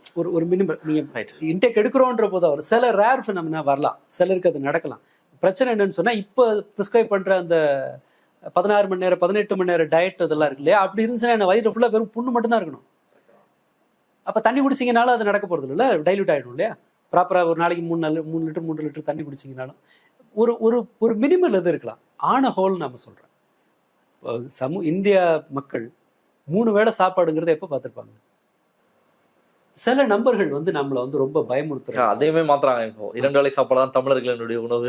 உடனே 3 வேளை அதுக்கு முன்பு காலையில சாப்பிட்டுருக்க போறது இல்லை, நீராகாரம் குடிச்சிருக்கலாம். அதுவும் கூட எல்லாருக்கும் சாத்தியம் இல்லை. நான் பார்த்தே காலையில வயலுக்கு போயிட்டு வந்து எங்க மாமாலாம் சாப்பிட உட்காரும் போது 10-11 மணி ஆகிடும். கிட்டத்தட்ட அது ஒரு மத்தியானங்கிற கணக்கு தான். ஒருத்தர் ட்ரீட்மெண்ட் எடுக்கிறாங்க, அது வந்து எனக்கு வந்து ஒர்க் ஆச்சு. ஒருத்தர் என்ன உணர்றாங்கிறது இருக்கு இல்லையா, அதை வந்து ஒரு டயக்னோசிஸா நம்ம வச்சுக்கூடாது. ஃபீலிங் பெட்டர் அப்படின்னா அதனுடைய வேல்யூ அந்த அளவு மட்டும்தான். அல்லது அவங்க ஃபீலிங் பெட்டர்னா அது அவங்க பிரச்சனை என்ன, அவங்க எதுல என்ன ட்ரீட்மெண்ட் எடுத்தாங்கன்றது அது ஒரு பர்சனலான விஷயம். அது சிகிச்சைக்கான ஒரு அவகாசம் வேணா உங்களுக்கு கிடைக்கலாம் ஃபீலிங் பெட்டர்ல. ஏன்னா வேற ஒண்ணுமே இல்லைங்கிற போது மார்ஃபின் இந்த மாதிரி போதை ஊட்டிகள் வந்து எப்படி மருந்தா பயன்படுத்துனா அவங்க கொஞ்சம் சைலண்டா இருப்பாங்க. மேபி உங்களுக்கு அந்த மாதிரி ஒரு கஞ்சா மாதிரி ஒரு சப்ஸ்டன்ஸ் இருந்ததுனால தான் அன்னைக்கு இருந்த அரகுற சர்ஜரி கூட பண்ணியிருக்க முடியும். இப்போ உங்களுக்கு பெயின் கில்லர்லன்னு வச்சுக்கோங்களேன், நீங்க சர்ஜரி அவசரமா பண்ணணும். அவசரமா பண்ணும்போது என்ன ஆகும்? தப்பா பண்ணுவோம். கஞ்சா அடிக்கிறதுக்கு ரீசனே இது மருந்துன்னு சொல்லிட்டு ஒண்ணுக்கு ஒரு ரோல் இருக்கு. இன்ஃபெக்ஷனை கண்டுபிடிச்சது ஒரு முக்கியமான டெவலப்மெண்ட். கிளீனா இருக்கணுங்கிறத கண்டுபிடிச்சது ஒரு டெவலப்மெண்ட். அனஸ்தீஷியா ஒரு டெவலப்மெண்ட். அதுவும் அனஸ்தீஷியாலையும் இருக்கிற டெவலப்மெண்ட் பார்த்தீங்கன்னா, முன்பு 5000த்துல ஒரு கேஸ் இறந்து போறதுக்கான சாத்தியம் இருந்தது. இன்னைக்கு அது 20 லட்சத்துல 1. அதாவது 20 லட்சம் வாட்டி நீங்க கார்ல போனீங்கன்னா ஒரு முறை ஆக்சிடென்ட் ஆகலாம் அப்படிங்கிற மாதிரி நிலைமை. ஆக்சுவலா நாம ரோடுல போறதை விட சேஃப் இப்போ அனஸ்தீஷியா. முதல்ல அதை என்ன பண்ணியிருக்காங்கன்னா, சில ஒரு கேஸை நுகர வச்சு அதன் பிறகு பண்ணி அது ரெக்கார்டே இருக்குது. அவங்க அந்த பேஷண்ட் வந்து எப்படி காமா இருந்தாங்க ஒரு ட்ரீட்மெண்ட்டுக்கு பிறகுங்கிறதுக்கு ரெக்கார்டெல்லாம் உண்டு. ஒண்ணு கண்டுபிடிக்க தான் இப்போ அதையும் கூட மிஸ்யூஸ் பண்றது சாத்தியம் தான். அனஸ்தீஷியா ஒரு தனி டிபார்ட்மெண்ட், அதுல எம்டி படிக்கிறாங்க. ஆமா, அனஸ்தட்டிஸ்ட் இருக்காங்க. ஒரு ஆபரேஷன்ல ஒரு அனஸ்தட்டிஸ்ட் இருந்து அவங்கள மானிட்டர் பண்றாங்க. ஒரு பேஷண்ட்டுக்கு எவ்வளவு டோசேஜ் கொடுக்கணுன்றத மானிட்டர் பண்ற அளவுக்கு வந்திருக்கா. ஒருத்தரோட கோமார்பிடிட்டி எல்லாம் கணத்துல கொண்டுட்டு மருந்து கொடுக்குறது, இது எல்லாமே வந்து ஒரு டெவலப்மெண்ட். இதுல நாம வந்து நம்முடைய ஏன் ஊர் தான் வஸ்தி, நான் தான் பெஸ்ட், எனக்கு ஒரு பழசு தான். இதுல இருக்கிற ரொம்ப முக்கியமான பிரச்சனை என்னன்னு சொன்னா, ஒரு சிகிச்சைங்கிறது சரியானதை கண்டுபிடிக்கணும். தவறானது இருக்குன்னு சொன்னா அதை எடுத்து ஓரம் கட்டணும். அந்த சரியானதையும் இன்னும் எளிமையாக்கணும், இன்னும் மலிவாக்கணும், இன்னும் எஃபெக்டிவ் ஆகணும், ஆக்சஸபிள் ஆகணும் எல்லாருக்கும். எல்லாருக்கும். இது எல்லா கிரைட்டீரியாவை நோக்கி அது நகர்ந்துகிட்டே இருக்கணும். அப்படி நகர்ந்ததுன்னா உங்களுக்கு இந்த இதெல்லாம் வராது. இது ஒரு காம்ப்ளெக்ஸோட ஒரு வெளிப்பாடு. என்னோட சிகிச்சை தான் பெஸ்ட் அப்படிங்கிறது அது ஒரு காம்ப்ளெக்ஸ். அது நீங்க ஒரே ஒரு விஷயம் தான். இப்போ இருக்கிற BP, diabetes, medicine, any kind of medication, இது எல்லாம் இல்லாமல் இருந்து இந்த ஃபாஸ்ட் ஃபுட்டு, இந்த லைஃப் ஸ்டைலு இது இருக்குன்னா அதனுடைய சேதாரம் எவ்வளவு மோசமா இருக்குன்னு யோசிச்சு பாருங்க. நாம கிட்டத்தட்ட 10% மேல மக்கள் கணக்கு பார்த்தீங்கன்னா இன்னும் ஜாஸ்தியா இருக்கலாம். என் சர்க்கிள்ல HbA1c 7.5 8.5 எல்லாம் வச்சுக்கிட்டு எந்த ட்ரீட்மெண்ட்டும் எடுக்காம சுத்துற ஆட்கள் உண்டு. இந்த மாதிரி ஒரு காம்ப்ளிகேஷனோட போகும்போது இன்னொரு தப்பு நம்ம ஆட்கள் பண்றது, ஏன் இந்த மாடர்ன் மெடிசன் வந்து வெறுப்புக்கு ஆளாகுதுன்னா, டயக்னோசிஸ் எடுத்துக்கிற காலம், அது கொடுக்குற ஒரு பெயின், அது உருவாக்குகிற ஒரு பேனிக், என்ன நடக்குமோ அப்படிங்கிறது. ஏன்னா எல்லா சிம்டமும் நீங்க கேன்சரோட அசோசியேட் பண்ணிடலாம். பல் வலிக்குதா, மேபி அது ஏதோ இருக்கலாம். உடம்புல ஒரு கட்டி வருதா இருக்கலாம். ரத்தப்போக்கு அது ஒரு ஈவன் சில சமயங்களில் வந்து தொடர்ந்து வர்ற காய்ச்சல், இது மாதிரி எல்லாத்தையும் ஒரு தீவிரமான நோயோட நம்மளால அசோசியேட் பண்ணிட முடியுது. இது எல்லாருக்கும் பயமுறுத்துது. அப்ப என்ன பண்ணலாம், நம்ம அதுல இருந்து அவாய்ட் பண்ணிக்கிறதுக்கு இப்படி ஒரு நோயே இல்லை, அல்லது எல்லாமே என்னோட பாரம்பரிய மருத்துவத்துல இருக்கு அப்படிங்கிற போது நமக்கு அது ஒரு போலியான ஒரு ஆறுதலை வந்து கொடுக்குது. ட்ரீட்மெண்ட் ட்ரீட்மெண்ட்டுங்கிற ப்ராசஸ் மேல நம்ம பயந்துக்கிட்டு நாம என்ன செய்யறோம்னா ஒரு கற்பனை கிட் இது இது இது ஒரு கடவுள் நம்பிக்கைக்கு எந்த வகையிலையும் குறைஞ்சதில்லை. ஏன்னா அக்யூரசி இருக்கணும், கண்டுபிடிப்பில் ஒரு அக்யூரசி இருக்கணும், சிகிச்சை மெஷர் பண்ணக்கூடியதா இருக்கணும். இல்ல இப்ப சித்தா ஆயுர்வேதெல்லாம் போறாங்க, நேச்சுரல் மெடிசனுக்கு நம்ம ஊர்ல போறாங்க அப்படின்னா அதை ஃபைண்ட் அவுட் பண்றதுக்கான எங்க போய் ஃபைண்ட் என்ன கிரைட்டீரியா இல்ல எனக்கு தெரியல, அதான் கேக்குறேன். இல்ல அது வந்து நாம சொல்ற சிம்டம் வச்சு எல்லா மெடிசனும் முதல்ல நோயாளிகள் சொல்ற சிம்டம்ஸை வச்சு ட்ரீட்மெண்ட் பண்றது தான். இப்பதான் நாம உள்ளுக்குள்ள போறதா கண்டுபிடிக்கிறோம். எக்ஸ்ரே ஆரம்பத்துல அது எவ்வளவு பெரிய ரிஸ்க். எக்ஸ்ரே டெக்னீஷியனுக்கு ரிஸ்க் அலவன்ஸ்னு ஒன்று கொடுத்தாங்க உலகம் முழுக்க. நகல்லாம் தேஞ்சிரும், விரல்லாம் இதாயிடும்.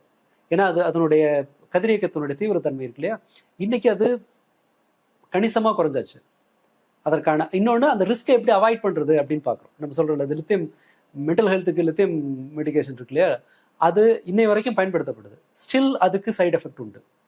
கிட்னி ஃபங்க்ஷன் பண்றதுலேருந்து வாந்தி தலை சுத்தல்லேருந்து எல்லாமே இருக்கு. ஆனா உங்களுக்கு என்னன்னா அதை மேனேஜ் பண்றதுக்கான கூடுதல் மருந்துகள் உண்டு, அதனுடைய தீவிரத்தை குறைக்கிறதுக்கான கூடுதல் மருந்துகள் உண்டு, டேமேஜ் ஆகுதாங்கிறத செக் பண்றதுக்கான வழிகாட்டுதல்கள் உண்டு. நீங்க வருஷம் உங்களோட kidney function test, liver function test எடுக்கணும். நாம இந்த மருந்துகள் மேல பயப்படுறோம் இல்லையா, பாராசிட்டமால் சாப்பிட்டா லிவர் இதாகும். அஃப்கோர்ஸ் ஆமா, ஒரு சர்டைன் லெவல் ஆஃப் டேமேஜ் இருக்கும். ஆனா லிவர் தன்னை வந்து புதுப்பிச்சுக்கும். அதுல இருந்து நீங்க புதுப்பிச்சுக்கிற வேகத்தை விட அதிகமான அளவு டேமேஜை உருவாக்குனீங்கன்னா லிவர் போகும். அதனாலதான் என்ன பண்றாங்கன்னா 4 கிராம்ஸ் உங்களுக்கு பாராசிட்டமால். நீங்க என்னதான் காய்ச்சல் இருந்தாலும் சரி, குழந்தைங்களுக்கு 6 மணி நேரத்துக்கு ஒரு தரம் டோஸை கொடுக்குறீங்களா, 3 மணி நேரத்துல ஜுரம் வருதா, நீங்க டாக்டர்கிட்ட போக லேட் ஆகுதா, உடம்புல ஈர துணியை போட்டு தொடச்சு தான் நீங்க ஜுரத்தை குறைக்கணும். நீங்க அப்போ போய் உட்காந்துட்டு நடுவில் வந்து 3 மணி நேரத்துல டோஸை கொடுக்குறேன்னு கொடுக்கக்கூடாது. இது எல்லாமே நம்ம ப்ரொசீஜரை சரியா ஃபாலோ பண்ணலன்னா இது டேமேஜ் ஆகலாம். ஆனா உங்களுக்கு என்ன மெஷர்மெண்ட் அது? நீங்க ஒரு லேகியம் கொடுக்கறதுல எல்லாரும் ஒரே ஸ்டாண்டர்ட் ஃபாலோ பண்றாங்களா? நான் இன்னைக்கு ராமசாமின்னு ஒரு டாக்டர்கிட்ட பாக்குறேன், அவர் ஒரு லேகியம் கிளம்பி கொடுக்குறாரு, நாளைக்கு அவர் உள்ள ஊருக்கு போயிட்டாரு, நான் வேற ஊர் இல்லை, நான் இன்னைக்கு இவர்கிட்ட மருந்து எடுத்துட்டு நாளைக்கு வேற ஒரு ஊருக்கு போறேன், எனக்கு உடம்பு மோசமாகுது, நேத்து என்ன சாப்பிட்டேங்கிற மருந்து இப்போ மாடர்ன் மெடிசன்ல அந்த இது இருக்கா, நேத்து என்ன மாத்திரை சாப்பிட்டேன், இது அலர்ஜி ஆகலாம், இது சாப்பிட்றியா, இது தூக்கம் வராமல் போகும், இதெல்லாம் இருக்கு. ஸோ ஃபாலோ சிகிச்சை இருக்குல்ல, அது சாத்தியம்.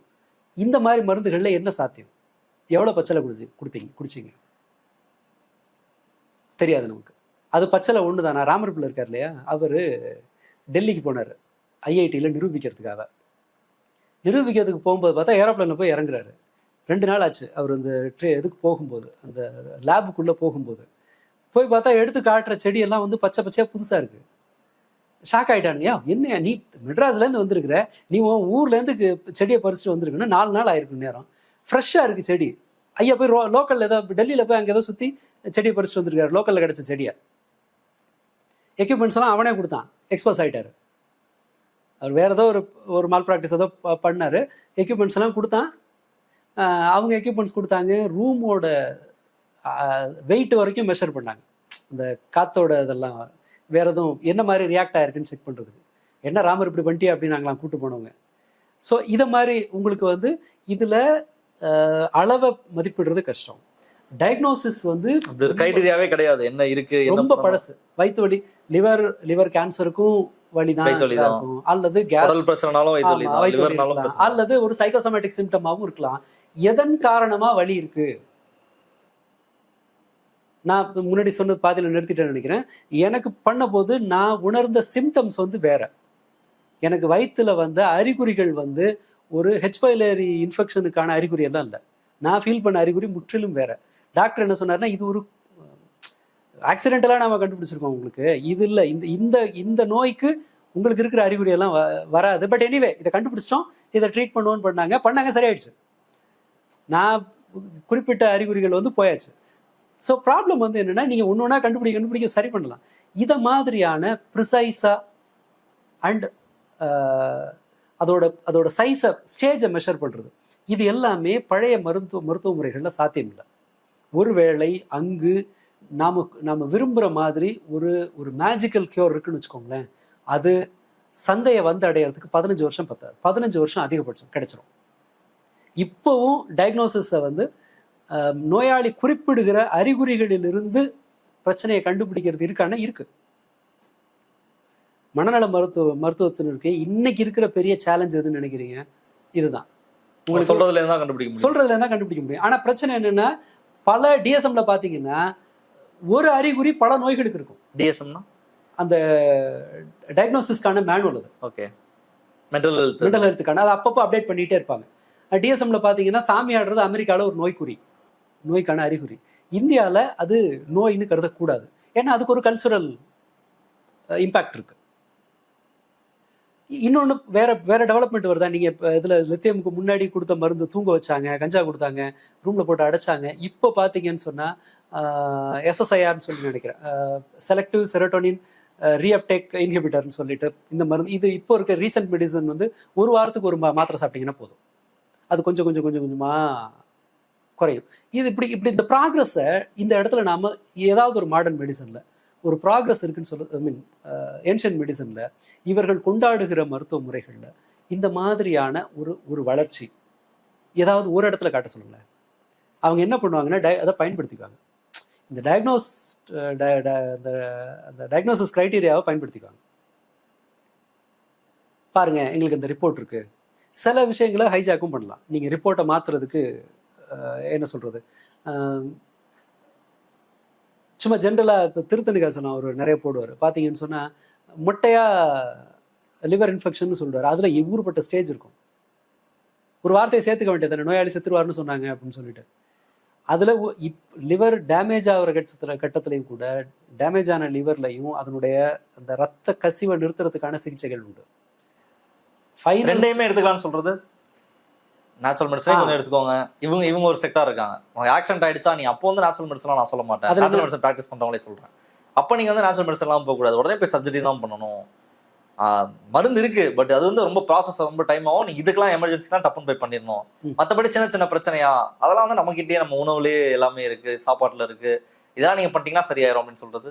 ரெண்டையும் சேர்த்து எடுத்தீங்கன்னு வச்சுக்கோங்களேன், என்ன நடக்கும்னா உங்க மூடுக்கு தகுந்த மாதிரி பண்ணுவீங்க. அதாவது நல்லது நடந்துச்சுன்னா நீங்க பச்சளை பெட்டர்ம்பீங்க, செத்து போயிட்டாங்கன்னா மாத்திரையாட செத்தாம்பீங்க. நமக்கு தெரியாதுல்ல, ரெண்டுமே எடுத்துதான். ஆமா, அது எங்க அப்பாவுக்கு வந்து 2 கால் போலியோ. அவர் 8 வயசு வரைக்கும் தரையை தேய்ச்சி கையால தான் நகர்ந்து போனவர். அப்போ என்ன பண்ணாங்கன்னா, ஒரு அங்க இருந்த ஒரு நாட்டு வைத்தியர் ஒருத்தர் எண்ணெய் போட்டு காலை வலிச்சு எங்க ஆத்தா வந்து தோல்ல தூக்கிட்டு பையனை பாமனியாத்தை தாண்டி போய் அந்த டாக்டர்கிட்ட, அவர்கிட்ட, இந்த நாட்டு வைத்தியர்கிட்ட ட்ரீட்மெண்ட் எடுத்துட்டு வர்றாங்க. அன்னைக்கு இருந்தது அதுதான். அதுக்கு முன்பு கூட கேட்ராக்ட் ஆளை பிடிச்சி அமைக்கி பண்ண ட்ரீட்மெண்ட் தான் இருக்கு. அப்படி அந்த மாதிரி சொல்றேன். அன்னைக்கு இருந்த ட்ரீட்மெண்ட்ல அவர் தாங்கி நடக்கிற அளவுக்கானதை பண்ணிட்டாங்க. அதனுடைய ஸ்கோப் அவ்வளவுதான், அதனுடைய எல்லை அதுதான். அதன் பிறகு 30 வயசுல வளைஞ்சிருந்த காலை உடைச்சு சர்ஜரி பண்ணி 72 73 வயசு வரைக்கும் இப்போவும் ஒரு ஆக்டிவா ட்ரெயின்ல அண்டர்சர்வேஷன்ல ஏறி ஊரா போயிட்டு தான் இருக்காரு. நம்மளோட ஜாஸ்தி நடப்பாரு. நான் எடுத்ததை விட அவர் வாழ்க்கையில ஆட்டோல போனது கம்மியா இருக்கும். நீங்க அந்த எண்ணெய் போட்டு உருகி கொஞ்சம் ஸ்ட்ரெங்தன் போட்டு அந்த அளவுக்கு அதை நம்புறது ஓகே. அதற்கு மேல வந்து நான் வந்து மொத்தத்தையும் நான் சரி பண்ணுவேன் அப்படின்னு உட்கார்ந்துருக்கிறது என்னன்னா, அது முட்டாள்தனமானது. இதுல இருக்கிற ஒரு பிரச்சனை என்ன, எண்ணெய் போட்டு தேய்க்கிறதுல அது ஒரு பெரிய பெயின்ஃபுல் ப்ராசஸ் இல்லை, அது உங்களை பயமுறுத்த போறது இல்லை.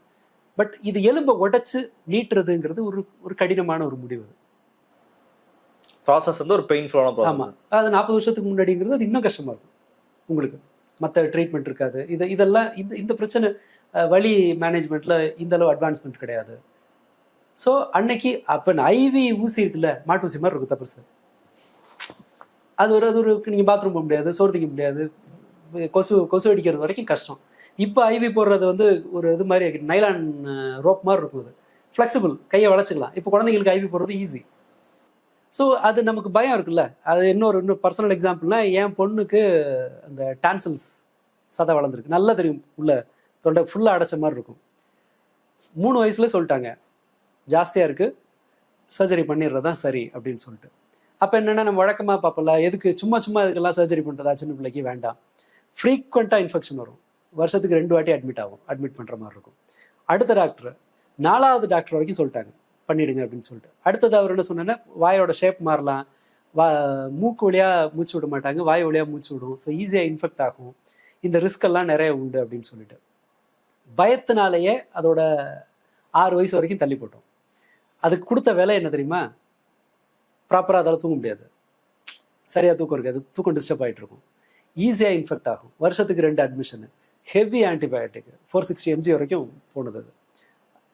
அது கிட்டத்தட்ட இதாகிடுச்சு. சொல்கிறதே என்ன சொல்லுவாங்கன்னா, அந்த பிள்ளைக்கு போட ஐவிக்கு பயப்படாது அந்த பாப்பா அப்படின்ற மாதிரி ஹாஸ்பிட்டலில் ஃபெமிலியர் ஆகிற அளவுக்கு ஆள் இருந்தது.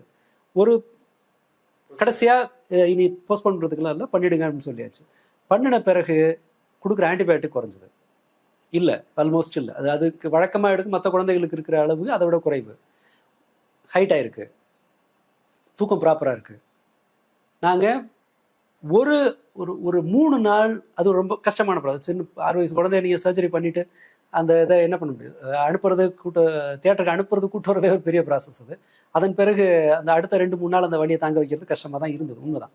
பட் அதன் பிறகான அடுத்த 2 வருஷத்தை வந்து ஒரு திகில் இல்லாத ஒரு காலமாக வைக்கிறதுக்கு இருக்குது. நாம் அந்த பெயினுக்கு பயந்து நாம் இதெல்லாம் செஞ்சோம்னு வச்சுக்கோங்களேன், சந்தோஷம் தான். இப்போ தாலி சாதி சோரணத்தை கொடுத்தா டான்சில்ஸ் போயிடும் அப்படின்னு ஒருத்தர் சொல்கிறாருன்னா, ஒரு உருண்டை இப்போ பெரிய சைஸ் மாதிரி மிளகு சைஸுக்கு உருட்டி கொடுத்தா நல்லது தான். பட் அது எத்தனை பேருக்கு நடந்திருக்குங்கிறதுக்கு நமக்கு ரெக்கார்டே கிடையாது. இதை அறிவியல் பூர்வமாக நிரூபிக்கிறதுக்கு பெரும்பாலானவர்கள் மெனக்கிடுறதே கிடையாது. இன்னொன்று, அதை பதிவு பண்ணுறதும் இங்கே கிடையாது. ஒருவேளை ரொம்ப சரியான சிகிச்சைகள் இருந்திருந்தாலும் கூட அது ஒரு அறிவியல் பூர்வமான இதுக்குள்ள ஒரு ப்ராசஸ்க்குள்ள பெரும்பாலானவங்க கொண்டு வரலைங்கும்போது நாம் வேற இருக்கிற எக்ஸிஸ்டிங்கில் இருக்கிற ஒரு பெட்டர் இருந்தால் நம்ம விவசாயம் தான் இப்போ அதே பழையதே தான். ஐடி வேலை இருக்குது, இது ஒரு வேலை இருக்குது, நீங்கள் எல்லா வேலையும் இருந்ததுன்னு சொன்னால் இருக்கிற காலத்தில் பெட்டராக வாழ முடியும், அல்லது வேற ஏதாவது தொழிற்சாலைக்கு வேலைக்கு போகிறது இதெல்லாம் இருக்க முடியுங்கும் போது நான் விவசாயம் தான் பண்ணுவேன்னு ஒருத்தர் முடிவு எடுக்கிறாங்கன்னா, அதை தாங்குற அளவுக்கு உங்களுக்கு இருந்துச்சுன்னா விவசாயம் பண்ண போங்க. இல்லைன்னு சொன்னால் உங்களை காப்பாற்றுறதுக்கு உண்டான வேலையில் இருங்க, அதன் பிறகு அது செய்யலான்னு சொல்கிறோம் இல்லையா. மருத்துவத்துக்கும் அப்படித்தான். இவை பெரும்பாலானவை ஒரு ஸ்டாண்டர்டைஸ் பண்ணதில்லை. ஒரு டாக்டர் டாக்டர் இல்லை, சென்னையில் இருக்கிற ஒரு பிராக்டிஷனர் ஒன்று சொல்லுவார். சென்னையில் இருக்கிற ஒரு வைத்தியருக்கு ஒரு நோய்க்கு கொடுக்குற டோஸோட அளவு, கொடுக்குற மருந்தின் வகை ஒரு மாதிரி இருக்கும், இன்னொருத்தர் வேற மாதிரி இருக்கும். ஜெனரலாக கேட்குற ரெஃபர் பண்ணுவாங்களா? வழக்கமாக இந்த மாடர்ன் மெடிசன்லாம் போனால் இந்த டாக்டர் போனால் இல்லை அங்கே போங்க, இந்த ஹையர் சென்டர் போங்க அங்கே பார்ப்பாங்க, இதுக்கு இங்கே போனீங்கன்னா பார்ப்பாங்கன்னு டாக்டர்ஸே சொல்றது உண்டு. ஆமாம். இங்க அந்த மாதிரி இருக்குமா இல்லை காம்படிஷனா இருக்குமா? போட்டியா? எனக்கு தெரிஞ்சு நான் தான் சொல்யூஷன் வச்சிருக்கேன், நான் தான் பெஸ்ட் அண்ட் அது சீக்ரெட். ஃபார்முலா சீக்ரெட்டானது. ஃபார்முலா சீக்ரெட்டா? ஃபார்முலா பெரும்பாலும் சீக்ரெட்டாக தான் இருக்கும். தங்க பஸ்பம் அது ஒரு கிக்கு தான். அதுக்கு முன்னாடியே அந்த தங்க பஸ்பம் அதை யோசிச்சு பாருங்க, அது ஒரு மருந்தாவே இருந்தாலும் அது எத்தனை பேருக்கு அஃபோர்டபுள்? அது பல்லு கட்டுறத வந்து மாட்டோட எலும்பை வெட்டி பல்லு கட்டின வரலாறுலாம் உண்டு. ஆனால் அது அது அது சாத்தியமே இல்லாதது, ஆக பெரும்பாலான மக்களுக்கு அது சாத்தியமே இல்லாதது. ஸோ இது வந்து எளிமைப்படுத்துறதுங்கிற ஒரு ஆங்கிள் எதுலையுமே நாம் வந்து ஏதாவது ஒன்றுல இவர்கள் கவனம் செலுத்தியிருக்காங்கன்னு பாருங்களேன். பெரும்பாலான நேரத்தை இந்த வழிபாட்டுக்காரர்கள், இந்த கல்ட்டு என்ன செய்கிறாங்கன்னா, மாடர்ன் மெடிசன் ஒரு ஃப்ராடு அப்படிங்கிறத திரும்ப திரும்ப பேசி இந்த சதிக்கோட்பாட்டுக்கு தான் நேரம் செலவு பண்ணுறாங்களே தவிர, இதனை இன்னும் ஒரு ஸ்டெப் முன்னாடி கொண்டு போறதுக்கு அவங்க ப்ராக்டிஸ் பண்ற விஷயத்த எதுவும் பண்ணதே கிடையாது. எதிரில் இருக்கவங்க மோசம், அதனாலதான் நீ வந்து அது மோசம், அவ்வளவுதான். நீங்க இயற்கை செலவும் கம்மியா கம்பேரிட்டிவ்லி? எது இப்போ சித்தாவா? நாட்டு மருத்துவம் எல்லாம் போனா செலவு வந்து கம்மியா இல்ல. டாக்டர் ஷர்மிகா இந்த நாட்டு மருத்துவ டிபேட்டை வந்து பெரிய அளவில் ஆரம்பிச்ச டாக்டர் ஷர்மிகா ஓப்பனா சொல்லியிருக்காங்க, சித்தா இந்த மாதிரி இது வந்து உங்களை வந்து உங்களை ரிப்பேர் பண்ற ஒரு மெடிக்கேஷன், இதுக்கு செலவு கூடுதல் ஆகத்தான் செய்யும்னு சொல்லியிருக்காங்க. நான் கேள்விப்பட்டு இவர்கள் பெரும்பாலானவர்கள் ட்ரீட்மெண்ட் காஸ்ட்டுங்கிறது மாடர்ன் மெடிசனை விட குறைஞ்சபட்சம் 2-3 மடங்கு அதிகம். அங்கே டயக்னோசிஸ் கொஞ்சம் காஸ்ட்லி ஆகும், சந்தேகமே இல்லை. ஒரு எம்ஆர்ஐ போனீங்கன்னா 8,000-10,000 ஆகிடும். சிடி எடுக்கணும், அல்ட்ராசவுண்ட் எடுக்கணும், அதெல்லாம் அதில் தப்பாக ப்ரிஸ்கிரைப் பண்ணுற டெஸ்ட்டுகள் உண்டு. இப்போ அதுக்கு ஒரு காரணம் என்னன்னு சொன்னால், அது வெறுமனே டாக்டருங்க மட்டும் பிரச்சனை இல்லை, அதையும் புரிஞ்சுக்கிட்டாகணும். ஏன்னா நாம் ஒரு வேகமான கியூர் எதிர்பார்க்குறோம். நிதானமாக இதை பார்க்கலாம், உங்களுக்கு இதை டெஸ்ட் பண்ணுங்கள், ஒரு பேசிக்காக யூரின் பிளட் வித் பேசிக் டெஸ்ட்டை பண்ணுங்கள், ஒரு ட்ரீட்மெண்ட் ஆரம்பித்து அதன் பிறகு அடுத்ததுக்கு போகலான்னா நமக்கு டைம் இல்லை. பெரும்பாலானவர்களுக்கு ப்ரொஃபஷனலாக நல்ல வேலையில் இருக்கவங்களுக்கு லீவ் ஒரு பிரச்சனை, டாக்டர்கிட்ட போய் நிற்கிறது ஒரு பிரச்சனை. ஸோ இதனால என்ன பண்ணுறோன்னா நமக்கு ஒரு ஃபாஸ்டஸ்ட் கியூர் தேவைப்படுது. ஒரு நாள் ஹாஸ்பிட்டல் போகிறோம், எல்லாத்தையும் செக் பண்ணி என்ன ட்ரீட்மெண்ட்டோ அதை முடிச்சுட்டு வந்துடுறோம், எல்லா டாக்டரையும் பார்த்துட்டு. மல்டி ஸ்பெஷாலிட்டி ஹாஸ்பிட்டல்ஸ் அப்படி தான் ரன் ஆகுது. சின்ன சின்ன கிளினிக்கை ஒழிக்கிறதுக்கு பண்ணுறாங்களான்னா பண்ணுறாங்க. லேப் ஒரு பிஸ்னஸ், ஆமாம் லேப் ஒரு பெரிய பிஸ்னஸ், ஹாஸ்பிட்டல் அது ஒரு பெரிய பிஸ்னஸ். இது எல்லாமே மறுப்பதற்கில்லை. பட் பிரச்சனை அது மட்டுமே அல்ல. நமக்கு இருக்கிற நம்மளோட பிலீஃப் சிஸ்டமில் இருக்கிற ஒரு பெரிய கோளாறு இருக்குது. அண்ட் நமக்கு இருக்கிற அவசரம், இந்த வாழ்க்கை சூழல், இது எல்லாமே சேர்ந்து தான் அந்த காம்ப்ளிகேஷனை உருவாக்குதே தவிர நிதானமாக ட்ரீட் பண்ணுறதுக்கு உண்டான ஸ்கோப் இருக்குது, டாக்டருங்க இருக்காங்க. நமக்கு பல சமயங்களில் நமக்கு அதுக்கு டைம் இல்லாமல் போகுது.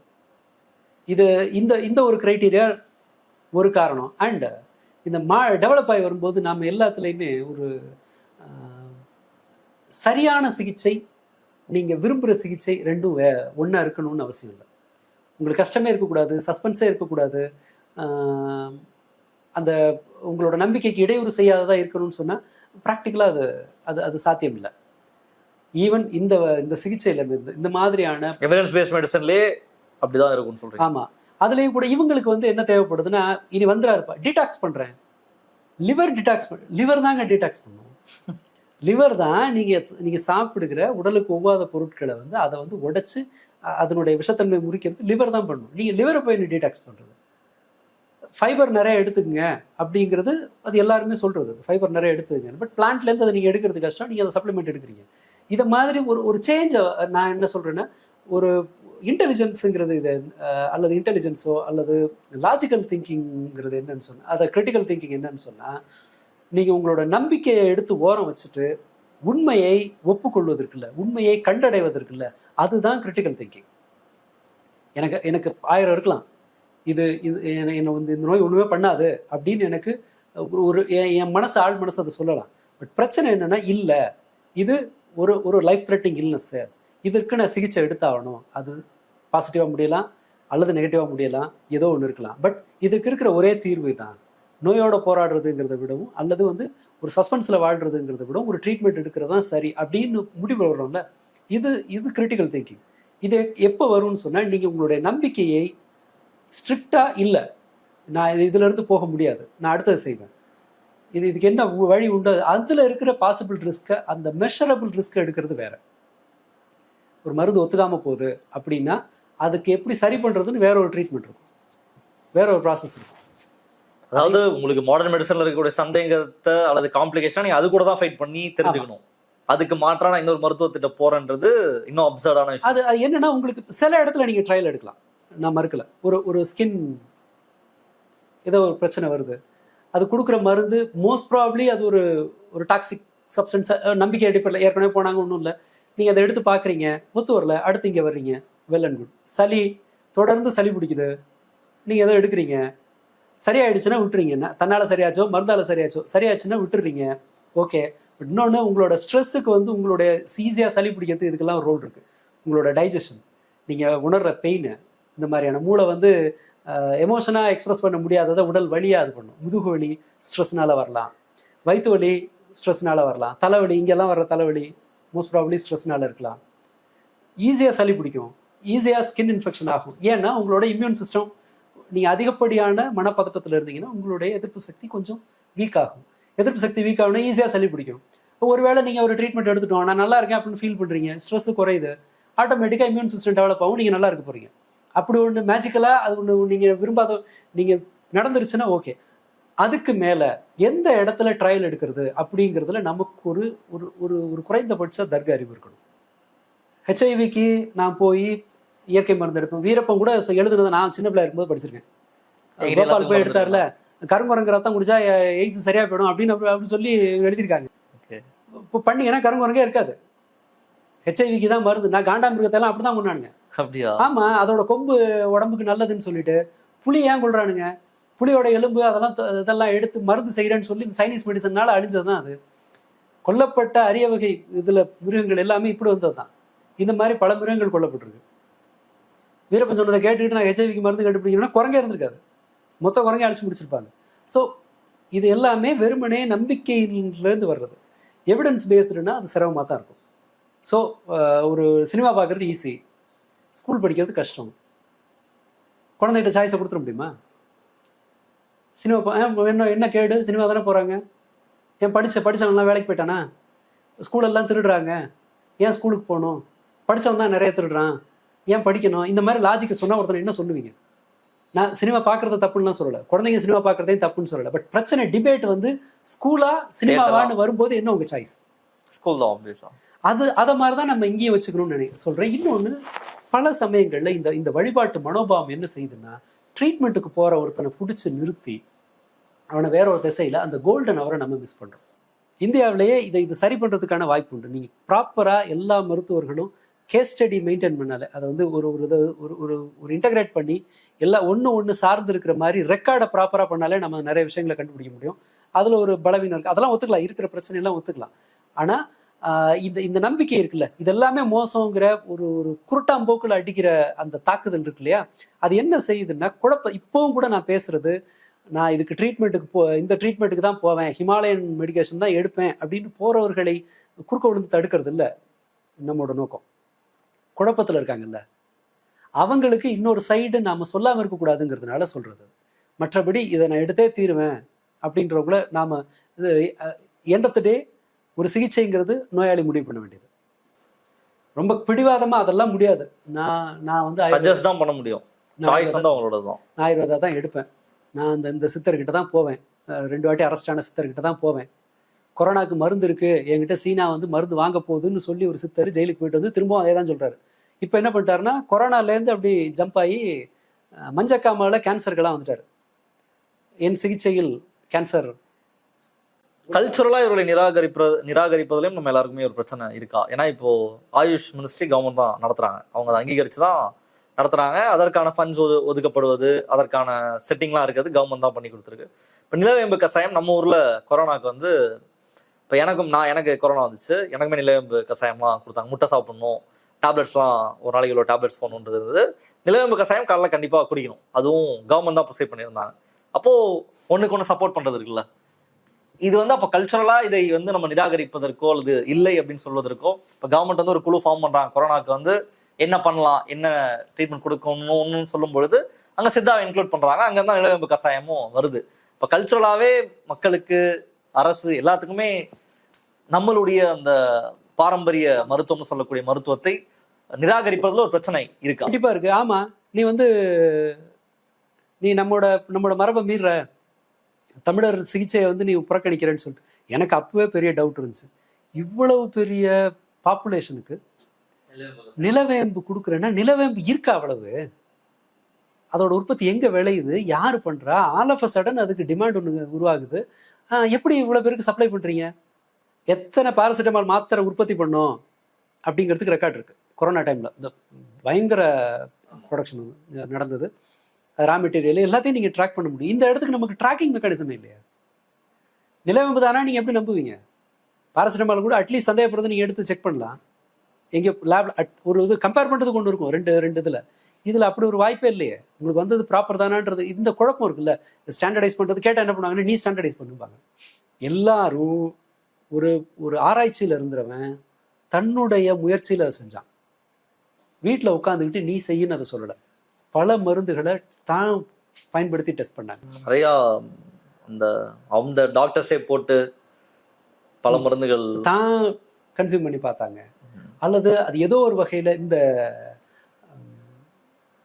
ஸ்மால் பாக்ஸ்க்கு நினைக்கிறேன், அதுக்கும் கூட ஒரு பாரம்பரிய வரலாறு உண்டு. பழங்குடி மக்கள் சில பேர் வந்து இந்த மாதிரி அம்மா வர்றவங்களோட அந்த கட்டில இருந்து வர்றது அதை எடுத்து பூசி மற்றவங்களுக்கு பூசின வரலாறு உண்டு.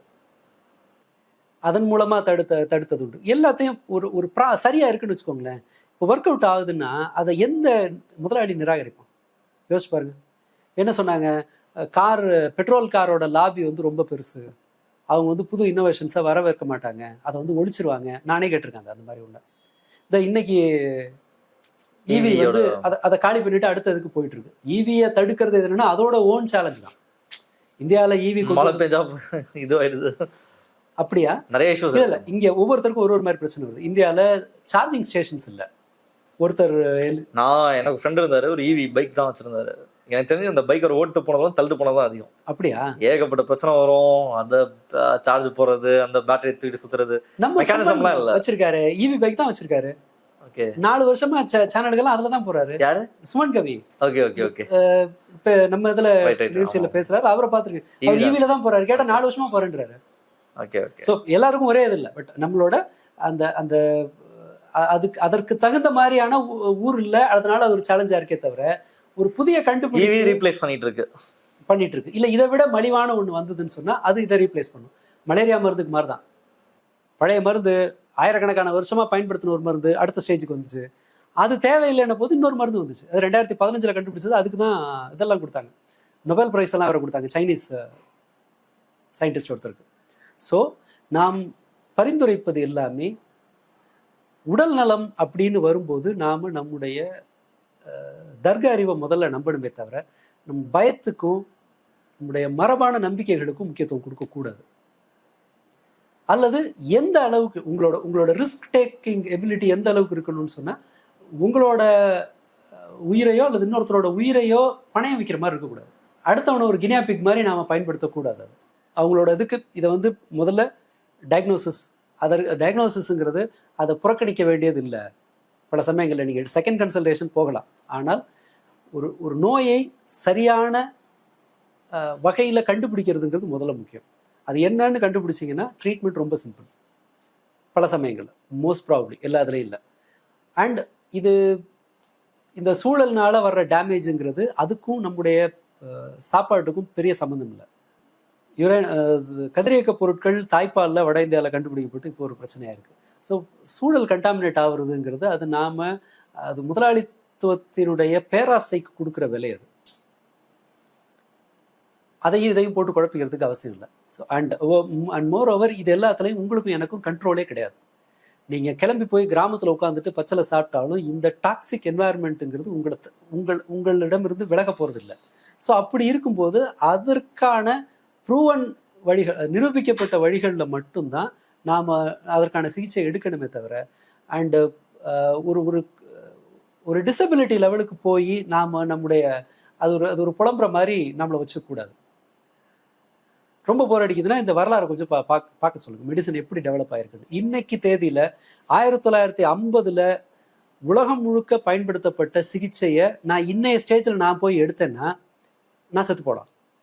ஏன்னா டோசேஜ் மாறுது.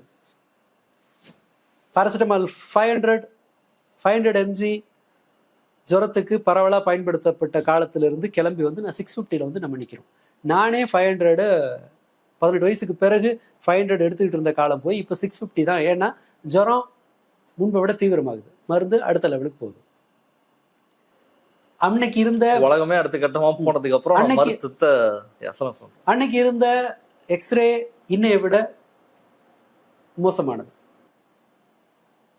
அல்ட்ராசவுண்ட் மற்ற ட்ரீட்மெண்ட், அன்னைக்கு இருந்த எண்டாஸ்கோபி இதை விட கஷ்டம், அன்னைக்கு இருந்த சர்ஜரி இதை விட கஷ்டம். நீங்க வெறும் 70 வருஷம் நகர்ந்து போனாலே அன்னைக்கு இருந்த நவீன மருந்து உங்களை காப்பாற்ற முடியாது. நான் 2500 வருஷம் பின்னாடி போவேங்கிறது அவ்வளவு நாகரிகமானது இல்லை. ஒருவேளை உங்களுக்கு அது ஒரு பிடிவாதமான விருப்பம் இருக்குன்னா பாதுகாப்பான நோய்களுக்கு மட்டும் அந்த சிகிச்சை வந்து எடுத்துங்க. அவ்வளவுதான் வழி. எனக்கு தெரிஞ்சு கேன்சருக்கோ, ஹெச்ஐவிக்கோ, பிளட் ப்ரெஷருக்கோ, சுகருக்கோ, பிரெயின் டியூமருக்கோ அல்லது அல்சருக்கோ எந்த உலகில் கண்டுபிடிக்கப்பட்டிருக்கிற பெரும்பாலான நோய்களுக்கு மரபு மருத்துவம் போறது அல்லது இயற்கை வழியில தீர்ப்பேங்கிறது வந்து ஒரு தற்கொலை முயற்சி.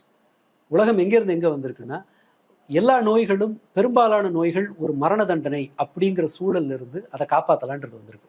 இன்னைக்கு ஏன் கேன்சர் ஜாஸ்தி ஆகுதுன்னு கோமாளித்தனமா ஒரு கேள்வி கேட்கலாம். கேன்சர் வந்து வயசாக கேன்சர் வர்றதுக்கான வாய்ப்பு அதிகம். 200 வருஷம் முன்பு கூட அமெரிக்கால 5ல் ஒரு பிரசவம், 7ல் ஒரு பிரசவம் மரணத்துல முடியும், தாயோட மரணத்துல முடியும். 4ல் ஒருத்தர் டிபியில செத்தாங்க. 5ல் ஒரு குழந்தை 5 வயசை தாண்டாது. இது எல்லாமே வெறும் 200 வருஷம் முன்பு ஆராய்ச்சிகள்லாம் நடந்துகிட்டு இருந்த அமெரிக்காவோட வரலாறு. ஐரோப்பாவோட நம்பரும் வேற இருக்கலாம். நம்ம கணக்கு எடுத்தோம்னா அது சம்மந்தமே இல்லாம போயிடும். வீட்டுல 7 பிறந்து 2 மிஞ்சின வரலாறு ரொம்ப சாதாரணம், ரொம்ப கேஷுவல். அது பிரிட்டிஷ் மகாராஜா குடும்பத்துல 10 புள்ள பெத்து 1 படைச்சது உண்டு, 1 மிஞ்சி இருக்கு. Survival rate 10%. அந்த மாதிரியான ஒன்று உண்டு. கால் முடங்குதா, இன்ஃப்ளமேஷனா, அது எல்லாத்துக்கும் ஆஸ்பிரின்லாம் மருந்து கிடையாது. வலி, சாவு, இதுதான் மனிதர்களுடைய தலைவிதியாக இருந்தது. இது எல்லாத்தையும் கடந்து நாம் ஒன்று வந்திருக்கோம்.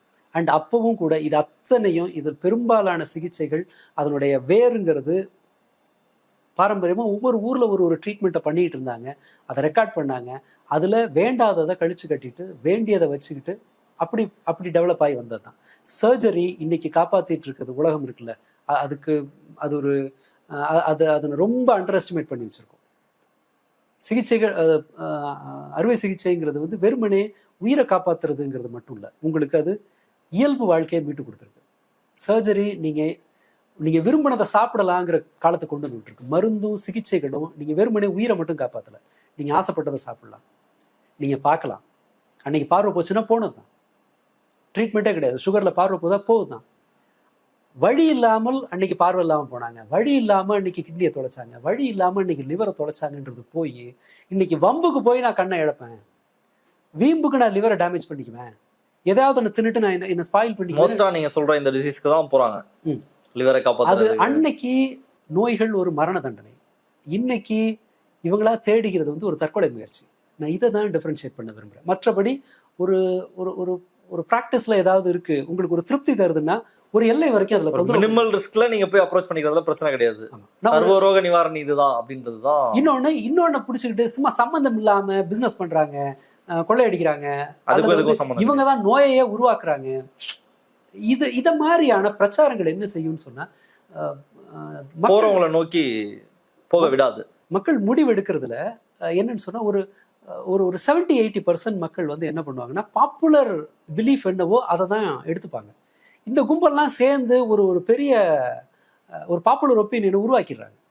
அது என்ன ஆகுதுன்னா பெரும்பாலான மக்கள்கிட்ட அது போய் திணிக்குது. மாடர்ன் மெடிசன்ட்ட இருக்க பயத்தை இவங்க பயன்படுத்தி இந்த பிரச்சாரத்தையும் நடத்தி முடிச்சுறாங்க. பல பேர்ல 300க்கு மேல சுகரை வச்சுக்கிட்டு நான் மருந்து சாப்பிட மாட்டேன்னு டெஸ்டே பண்ணலன்னா சுகரே இல்லை அப்படிங்கிற மாதிரி டெஸ்ட் பண்ண பயந்துட்டு இருக்கிறதுல சில ப்ராக்டிக்கல் டிஃபிகல்ட்டி இருக்கு. இப்போ நீங்க டென்டல் போறீங்கன்னு வச்சுக்கோங்களேன், பெரும்பாலும் நம்ம உள்ள பாக்குறது இல்லை, வேற ஒரு பிரச்சனை இருக்கும், நம்ம பார்க்க மாட்டோம். நீங்க டென்டலை பார்த்தோன்னே அவங்க புது பிரச்சனையை கண்டுபிடிப்பாங்க. நீங்க எதுவும் பண்ண மாட்டீங்க, இயல்பா இருக்கீங்க, போய் செக் பண்றீங்க, புதுசா ஒரு பிரச்சனை கண்டுபிடிப்பீங்க. அப்போ போனாலே நோயை உருவாக்கிடுவாங்கன்னு நம்மளா நினைச்சிட்டு இருக்கோம். பட் மற்றபடி இது வெவ்வேறு காரணங்களால இது நடக்கும். நாம சுகர் ஒரு 200 வருஷம் முன்பு அதிகபட்சம் 1 கிலோ சாப்பிட்ருக்கலாம், அதை விட கம்மியாக தான் சாப்பிட்ருப்பாங்க வருஷத்துக்கு. இப்போ அது 30 கிலோ வரைக்கும் போயிடுச்சு. மாதம் 1.5-2 கிலோ சுகர் வந்து மனிதர்கள் சாதாரணமாக எடுக்கிறாங்க. ஒவ்வொரு நாடுகள்லையும் ஒரு மாதிரி இருக்குது. பாகிஸ்தானில் குறைவு, இந்தியாவில் அதிகம், அமெரிக்காவில் இன்னும் அதிகம், அந்த மாதிரி எல்லாம் இருக்குது. ஸோ சுகர் நிறைய எடுக்கிறீங்கன்னு சொன்னால் அதுக்கான வியாதி வரத்தான் செய்யும். அது உங்களுடைய டைஜஷன் சிஸ்டம்லேருந்து, உங்களோட கிட்னி ஃபங்க்ஷன்லேருந்து, லிவர் ஃபங்க்ஷன்லேருந்து, உங்கள் ரத்த கொதிப்புலேருந்து எல்லாத்தையும் அது உருவாக்கும், அதிகப்படுத்தும். ஸோ அதற்கு உண்டான வியாதி வரத்தான் செய்யும். நீங்கள் நிறைய சர்க்கரை சாப்பிட்டு ஒரு நோய் வந்ததை வச்சுக்கிட்டு அது மருந்து சாப்பிட்றதுனால அது வருதுன்னு நம்ம தப்பாக புரிஞ்சுட்ருக்கோம். லைஃப் ஸ்டைலு, சீக்கிரம் தூங்குனீங்க, ஓகே, இப்போ இல்லை லேட் ஆகுது, வேறு வழி இல்லை, இந்த டிரான்ஸ்போர்ட்டில் இதில் டிராஃபிக் இப்போ கார்பன் மோனாக்சைடு முன்ன இருந்ததை விட அதிகமாக இருக்குது, மற்ற டாக்ஸிக் இதெல்லாம் இருக்கு, எல்லா பிரச்சனையும் ஜாஸ்தி. Modern problems modern solution. Exactly. நீங்க அப்போ போய் நான் மரபு வழியாகவே பண்ணுவேன் அப்படிங்கிறது அவ்வளவு நியாயம் இல்லை. ஒரு குறிப்பிட்ட அளவு எடுங்க. அண்ட் குழந்தைகள்கிட்ட அந்த ரிஸ்க் எடுக்க வேண்டாம். அது ஏன்னா அவங்க வந்து நீங்க ஒரு ஹெல்தி சூழல்ல இருந்து நீங்க வந்திருப்பீங்க, உங்களுக்கு தாங்குற திறன் வேற மாதிரி இருக்கலாம், உங்க குழந்தைங்களுக்கு அது வேற மாதிரி இருக்கும். டெல்லி மாதிரி, பெங்களூர் மாதிரி இருக்கிற ஒரு கடுமையான பொல்யூஷன் உச்சத்தில் இருக்கிற நகரத்தில் ஆஸ்மா இருந்தே தீரும். நீங்கள் அதுக்கு போயிட்டு நான் வந்து இயற்கையாக ட்ரீட் பண்ணுறேன்னா ஊரை காலி பண்ணுவாங்க, கொஞ்சம் பெட்டராக இருக்கலாம். அப்படி வந்தால் கூட இந்த ட்ரீட்மெண்ட் போகிறது தான் சரி. பெரும்பாலான குழந்தைகளை காப்பாற்றியதுலேருந்து நாம் ஒரு இயல்பான வாழ்க்கையை வாழ வச்சிருக்கிறதுக்கு இந்த நவீன மருத்துவத்திற்கு தான் ரொம்ப பெரிய பங்கு உண்டு. அதுக்காக தன் வாழ்நாளை தொலைச்சு ஆராய்ச்சி பண்ணவங்க உண்டு, உயிரை பணையம் வச்சவங்க உண்டு. ஒரு வயிற்றோட மூமெண்ட்டை கண்டுபிடிச்ச ஒரு நோயாளி கேலன் காலத்தில் ஆட்டை அறுத்து அந்த டைஜஷன் சிஸ்டம் தான் இங்கே மனிதர்களுக்கு இருக்கும்னு நம்பிட்டு ட்ரீட்மெண்ட் எடுத்துகிட்டு இருந்தாங்க. அதன் பிறகு ரத்த ஓட்டம் அதெல்லாம் கண்டுபிடிச்சு மனித உடலியலை மாற்றின பிறகு அந்த மருத்துவத்துறையினுடைய இது வந்து மாறுனுச்சு. ஒரு வயிற்று டாக்டர் ஒருத்தர் ஆக்சிடென்டலாக துப்பாக்கி குண்டு வயிற்றுல வெடித்து ஒருத்தனுக்கு மேல் இதுவே இல்லை, சதையே இல்லை, குடல்லாம் வெளிப்படையாக தெரியுது. அந்த நோயாளியை வச்சுக்கிட்டு அவர் சாப்பிட்றதெல்லாம் அந்த வயிற்றோட மூமெண்ட் எல்லாம் பார்த்து அப்படி குறித்து வந்தது தான் முதல்ல அந்த டைஜஷன் சிஸ்டமோட இயல்பை வந்து முதல்ல அந்த மாதிரி தான். அந்த டாக்டர் செத்து போயிட்டாரு, பேஷண்ட் ஓடி போய் திரும்ப கூப்பிட்டு வந்து என்னமோ பண்ணாங்க. அந்த டாக்டர் செத்து 20 வருஷம் கழிச்சு தான் நோயாளி செத்துது. டாக்டர் 50 வருஷம் செத்து போயிட்டாரு. இந்தியாலையும் டாக்டர்களுடைய வாழ்நாள் வந்து சாதாரண மனிதர்களுடைய வாழ்நாளை விட குறைவு, தெரியுமா? டாக்டர்களோட வயசு சராசரி வயசு 57 வயசு தான். மனிதர்களோட வயசு 70 வயசு கிட்ட சாதாரணமாக இருக்காது. பிரச்சனை என்னன்னா, டாக்டர்ஸோட லைஃப் ஸ்டைல் வந்து நீங்கள் கரெக்டாக அந்த டைமுக்கு தூங்குறது, டைமுக்கு சாப்பிட்றது அப்படிங்கிறது நடக்காது. நான் பார்த்துருக்கேன் பல மருத்துவர்களை நாராயண ஹிருதயாலயா இருக்கிறதுல, கார்பரேட் ஹாஸ்பிட்டல், பணம் வாங்குகிற ஹாஸ்பிட்டல், டெஸ்ட்டை நிறைய எழுதி கொடுக்குற ஹாஸ்பிட்டல், நம்ம சொல்கிற எல்லாத்தையும் இந்தியாவில் நடக்கிற 16% ஹார்ட் சர்ஜரிஸை பண்ணுற நாராயண ஹிருதயாலயா ஹாஸ்பிட்டல், அங்கே ஒரு டாக்டர் ஒரு ஒரு பொண்ணு 104 டிகிரி குழந்தை அழைச்சிட்டு வராங்க. அது மாதிரி வாயில் எச்சு தள்ளுது. நர்ஸ் வந்து இதை எடுக்கிறாங்க, அந்த பேப்பரை எடுத்துகிட்டு அந்த இதை பிடிக்கி தூக்கி எடுத்துக்கிறாங்க. டாக்டர் சின்ன பையன், குழந்தை செத்துட்ருக்கு, மரியாதை தூக்கி போட்டு வேலையை போகிற அப்படின்னு. 30 வயசு இருக்கும் அந்த பையன். ட்ரையேஜில் இருக்கிற ஒரு இதில் இருக்கிற ஒரு டாக்டர். அதே ஹாஸ்பிட்டலில் சொல்லியிருக்காங்க, குழந்தைக்கு அட்மிஷன் வேணும், அம்மாவுக்கு அட்மிஷன் வேண்டாம், பட் அம்மாவுக்கு தான் அது இருக்குது, கவரேஜ் இருக்குது, இன்சூரன்ஸு. ஸோ அம்மாவும் அட்மிட் பண்ணிவிடுங்க. அம்மாவுக்கு அட்மிஷன் எக்ஸ்டெண்ட் பண்ணி குழந்தை இருக்கிற வரைக்கும் அம்மாவுக்கு அட்மிஷன் போட்டு பில்லை மிச்சம் பண்ண டாக்டர் பார்த்துருக்கேன். ஸோ இன்றைக்கும் அது இல்லை. ஒரு தாசில்தாரில் எத்தனை பேர் நல்லவங்க இருக்க முடியுமோ, அல்லது ஒரு கலெக்டரில் எவ்வளோ நல்லவங்க, போலீஸில் எவ்வளோ நல்லவங்க இருக்கும், அதை விட பன்மடங்கு அதிகமாக மருத்துவத்துறையில் நல்லவர்கள் இருக்காங்க. ஒரு குழந்தையோட சாம்பிள் வருது, எமர்ஜென்சி சாம்பிள் வருதுன்னு சொன்னால் தான் வழக்கமாக போகிறத விட வேகமாக ஓடி போய் சாம்பிளை கொடுத்து வழக்கமாக செய்கிறத விட வேகமாக ப்ராசஸ் பண்ணி ரிசல்ட்டை கொடுக்குற லேப் டெக்னீஷியன்ஸை பார்த்துருக்காங்க. அவங்களுக்கு என்ன 12-15,000 ரூபா சம்பளம் இருக்கும். எங்கேயும் அவங்க கண்ணால் கூட பார்க்காத ஒரு குழந்தை, அது குழந்தையோட ரிப்போர்ட்டுன்றதுனால பண்ணவெல்லாம் உண்டு. இதெல்லாம் விட்டுட்டு சும்மா வந்து ஒரு யூடியூப்பில் வந்து இன்னைக்கு பேசுகிறவங்களை நம்பிட்டு ஓகே இதில் பிரச்சனை இல்லை, அதை நம்பிட்டு இன்னொருத்தனை எதிரியாக்குறது வேண்டாம். நான் அதுக்காகத்தான் நான் கேட்குறேன். ஸோ இதன் மூலமாக அந்த வெறுப்பை நாம் வந்து ஆம்பிளிஃபை பண்ணுறதன் மூலமாக நாம் பண்ணுற முக்கியமான டேமேஜ் என்னென்னா, அவசர சிகிச்சை எடுக்கிறதுக்கு சின்ன சின்ன ஹாஸ்பிட்டல்ஸ் பயப்படுற அளவுக்கு நம்ம கொண்டு வந்து விட்டோம். போட்டு டாக்டர் போட்டு அடிக்கிறது, எல்லாரும் நர்ஸை போட்டு அடிக்கிறது. மாமனார் டக்குன்னு கொலாப்ஸ் ஆகி விழுறாரு, வீட்டுக்கு பக்கத்தில் இருக்க ஹாஸ்பிட்டல் கூட்டிகிட்டு போகிறோம். அது ஒரு செகண்டரி கேர் ஹாஸ்பிட்டல், பெட்டெல்லாம் இருக்குது, எடுக்கல, இதாக இருக்குது, ஹார்ட் அட்டாக்கு, நீங்கள் சந்திரசேகரா கூப்பிட்டு போயிடுங்க, அடுத்த பக்கத்தில் இருக்க ஹாஸ்பிட்டல் போனோம். 1/2 மணி நேரம், டைம் காலி, ஆள் இல்லை. பரவாயில்லைங்க, நான் வந்து நீங்கள் ட்ரை பண்ணுங்க, ஃபர்ஸ்ட் எய்டு கொடுங்க அப்படின்னு அது ஒரு மியூச்சுவலாக ரெண்டு பேரையும் நம்புற ஒரு சூழல் இருந்துச்சுன்னா மேபி அவர் பொழைச்சிருக்கலாம், வேறு எந்த காம்ப்ளிகேஷனும் இல்லாத. இது ஒரு இது மரணம் வந்து நம்ம தடுக்க முடியாது, அதுக்குள்ளே நான் போக விரும்பல. ஆனால் ஒரு அப்படியான சூழல் உருவாக்கப்பட்டிருக்கு. ஒரு சர்வீஸில் இருக்கிறவங்க பயப்படுற மாதிரி ஒரு வேலையை நம்ம செஞ்சோம்னா லாஸ் நமக்கு தான். அவங்க கையை தூக்கிட்டாங்கன்னா சிக்கலே கிடையாது. பட் 50-50 இருக்கிற ஒரு வாய்ப்பை இன்னொன்று ஒரு ரிஸ்க் இருக்கக்கூடாதுங்கிறதுனால அதை விட பெரிய ரிஸ்க்கை நம்ம வந்து ஃபேஸ் பண்ணுற மாதிரி ஆகுது. நாம் மீண்டும் பேசுறது இந்த வெறுப்பின் மீது வேலை செய்யறதுக்கு தான். அதுக்கு மேலே ப்ரீச்சிங், மற்றவங்களுக்கு நீங்கள் போய் இன்ஜெக்ட் பண்ண வேண்டாம் இந்த முடிவை. மற்றபடி நீங்கள் எந்த மெடிசனும் ட்ரை பண்ணுங்க. அண்ட் ஆயுஷெல்லாம் வந்து ரிசர்ச் பண்ணுதுன்னு தயவு செஞ்சு நம்பிடாதீங்க. உருப்படாத ஒரு மெடிக்கல் சிஸ்டம் ஒன்று இருக்கும், அதை ஒரு ஸ்ட்ரக்சர், கவர்மெண்ட்டோட ஒரு ஆர்கனைசேஷன் இருக்குன்னா இவங்க தான். ஏன்னா ரிசர்ச்சுக்குன்னு ஒதுக்கிறத விட்டுவிட்டு மாட்டு கொம்மியத்தை ஆராய்ச்சி பண்ணுறது, அடுத்ததாக பிஎஸ்எம்எஸ் பிஏஎம்எஸ் படித்தவனை கொண்டு போய் எம்டி மாடர்ன் மெடிசன் படிக்க வைக்கிறேன், அலோபதி மெடிசன் படிக்க வைக்கிறேன்னு சொல்கிறதுங்கிற மாதிரி கிறுக்கு பயலுங்க மாதிரியான வேலையை தான் இவங்க செஞ்சுட்டு இருக்காங்க. இந்த டிபார்ட்மெண்ட் மேலே எனக்கு ஒரு பெரிய மரியாதை கிடையாது. அதுக்கு இருக்கிறதுல மோஸ்ட் கரப்ட் ஃபார்மசூட்டிக்கல் கம்பெனி இவங்களோட பெட்டர். ஏன்னா அவனுக்கு பணம் மட்டும்தான் பிரச்சனை. இவங்களுக்கு வந்து பாரம்பரியத்தை நொட்டுறேன், இதை வந்து இந்த மெடிசனை வந்து உலகத்தில் உச்சத்தி கொண்டு போகிறேன்னு சொல்லிட்டு ஒரு ரேஸ் மாதிரி கொண்டு போகிற அந்த கிறுக்குத்தனத்தை விட அது பெட்டர். அல்லது ஒரு மகாராஜாவோட மனசை குளிர்விக்கிறதுக்காக ஒரு டிபார்ட்மெண்ட் நடக்கிறத விட மற்றது அதனால ஆயுஷுங்கிறது அது ஒரு பெருசாக எனக்கு மதிப்பு இல்லை. மேபி நல்லதாக சில விஷயம் செய்யலாம், ஆனகோல் நான் சொல்கிறேன். ஸோ இந்த வெறுப்பை நிறுத்திக்கலாம், குழந்தைங்களை வச்சு ரிஸ்க் எடுக்க வேண்டாம், உங்களோட ரிஸ்க் பர்சன்டேஜை லெவல் ஆஃப் ரிஸ்க் என்னங்கிறத முடிவு பண்ணுங்க. அடுத்தது ஒரு எவிடன்ஸ் பேஸ்டாக இருக்கிறதுக்கு முயற்சி பண்ணலாம். மற்றவங்களுக்கு ப்ரீச் பண்ண வேண்டாம், மற்றவங்க அவங்களோட இதில் இருக்கட்டும், நீ செக் பண்ணிக்கன்னு சொல்லு. நிறைய ஆப்ஷன் இருக்குது, முன்பை விட பல மடங்கு அதிகமாக செக் பண்ணலாம். ஒரு 500-600 விஷயத்துக்கு 500-600 செலவு பண்ணி நீங்கள் செகண்ட் ஒப்பீனியன் போகலாம். மற்றவங்க உயிரோட விளையாடாதீங்க, மற்றவங்க உயிரோட விளையாட வேண்டாம். உங்களுடைய பாரம்பரியத்தை காப்பாற்றுறேன்னு சொல்லிட்டு மற்றவனை குழியில் தள்ளிட வேண்டாம், அவ்வளவுதான். ரைட் தோழர். பேசும்பொழுது அந்த ஆம்பியூட்டேஷன் பற்றி சொல்லியிருந்தீங்க, முன்னாடி ஆம்பியூட் பண்ணிடுவாங்கன்னு சொல்லிட்டு. இப்போ வந்து ஆம்பியூட்டான கையை சேர்க்கிற லெவலில் மாடர்ன் மெடிசன்றது, அந்த செய்தியை தினமும் நம்ம பார்த்துதான். கை வந்து தனியாக பிஞ்சு விழுந்துரும், அதை நம்மளோட அரசு மருத்துவர்களே பண்ணுவாங்க, பண்ணி அந்த லெவலில் இன்னைக்கு மாடர்ன் மெடிசன்றது வளர்ந்துருக்கு. எனக்கு பர்சனலாகவே இந்த அப்பெண்டிக்ஸ்லாம் பண்ணுவாங்கள்ல, இப்போ வந்து லேப்ரோஸ்கோப்பியில் பண்ணுறாங்க. லைக் 4 டாட் தான் வச்சு டப்புன்னு அதில் பண்ணி முடிச்சுட்டு அப்பெண்டிக்ஸ்லாம் சரி பண்ணிடுறாங்க. அந்த காயம் கூட இல்லை, அந்த அளவுக்கு 4 டாட் தான் இருந்துச்சு. மற்றபடி ரொம்ப லேப்ரோஸ்கோப்பியில் பண்ணிட்டாங்க. ரெக்கவரி ரொம்ப ஈஸியா, ரெக்கவரி அவ்வளோ ஒரு 2 நாள் முடிஞ்சிருச்சு. முன்னாடி 1.5 மாசம் 2 மாசம் அதான் சொல்றேன். முன்னாடி எனக்கு தெரிஞ்ச மாற்றம் சொல்றேன். முன்னாடி அப்பெண்டிக்ஸ் ஆப்ரேஷனா படுத்திருப்பாங்க ஹாஸ்பிட்டல்ல, சொந்தக்காரெல்லாம் போய் பார்ப்பாங்க, ஒரு மாசம் 15 நாள் 20 நாள் இருக்கணும், அதெல்லாம் தச்சு முடிச்சு அதெல்லாம் அமுச்சு விட்டுருவாங்க. இதுதான் ப்ராசஸ். இப்போ வந்து வெறும் 4 டாட் தான்.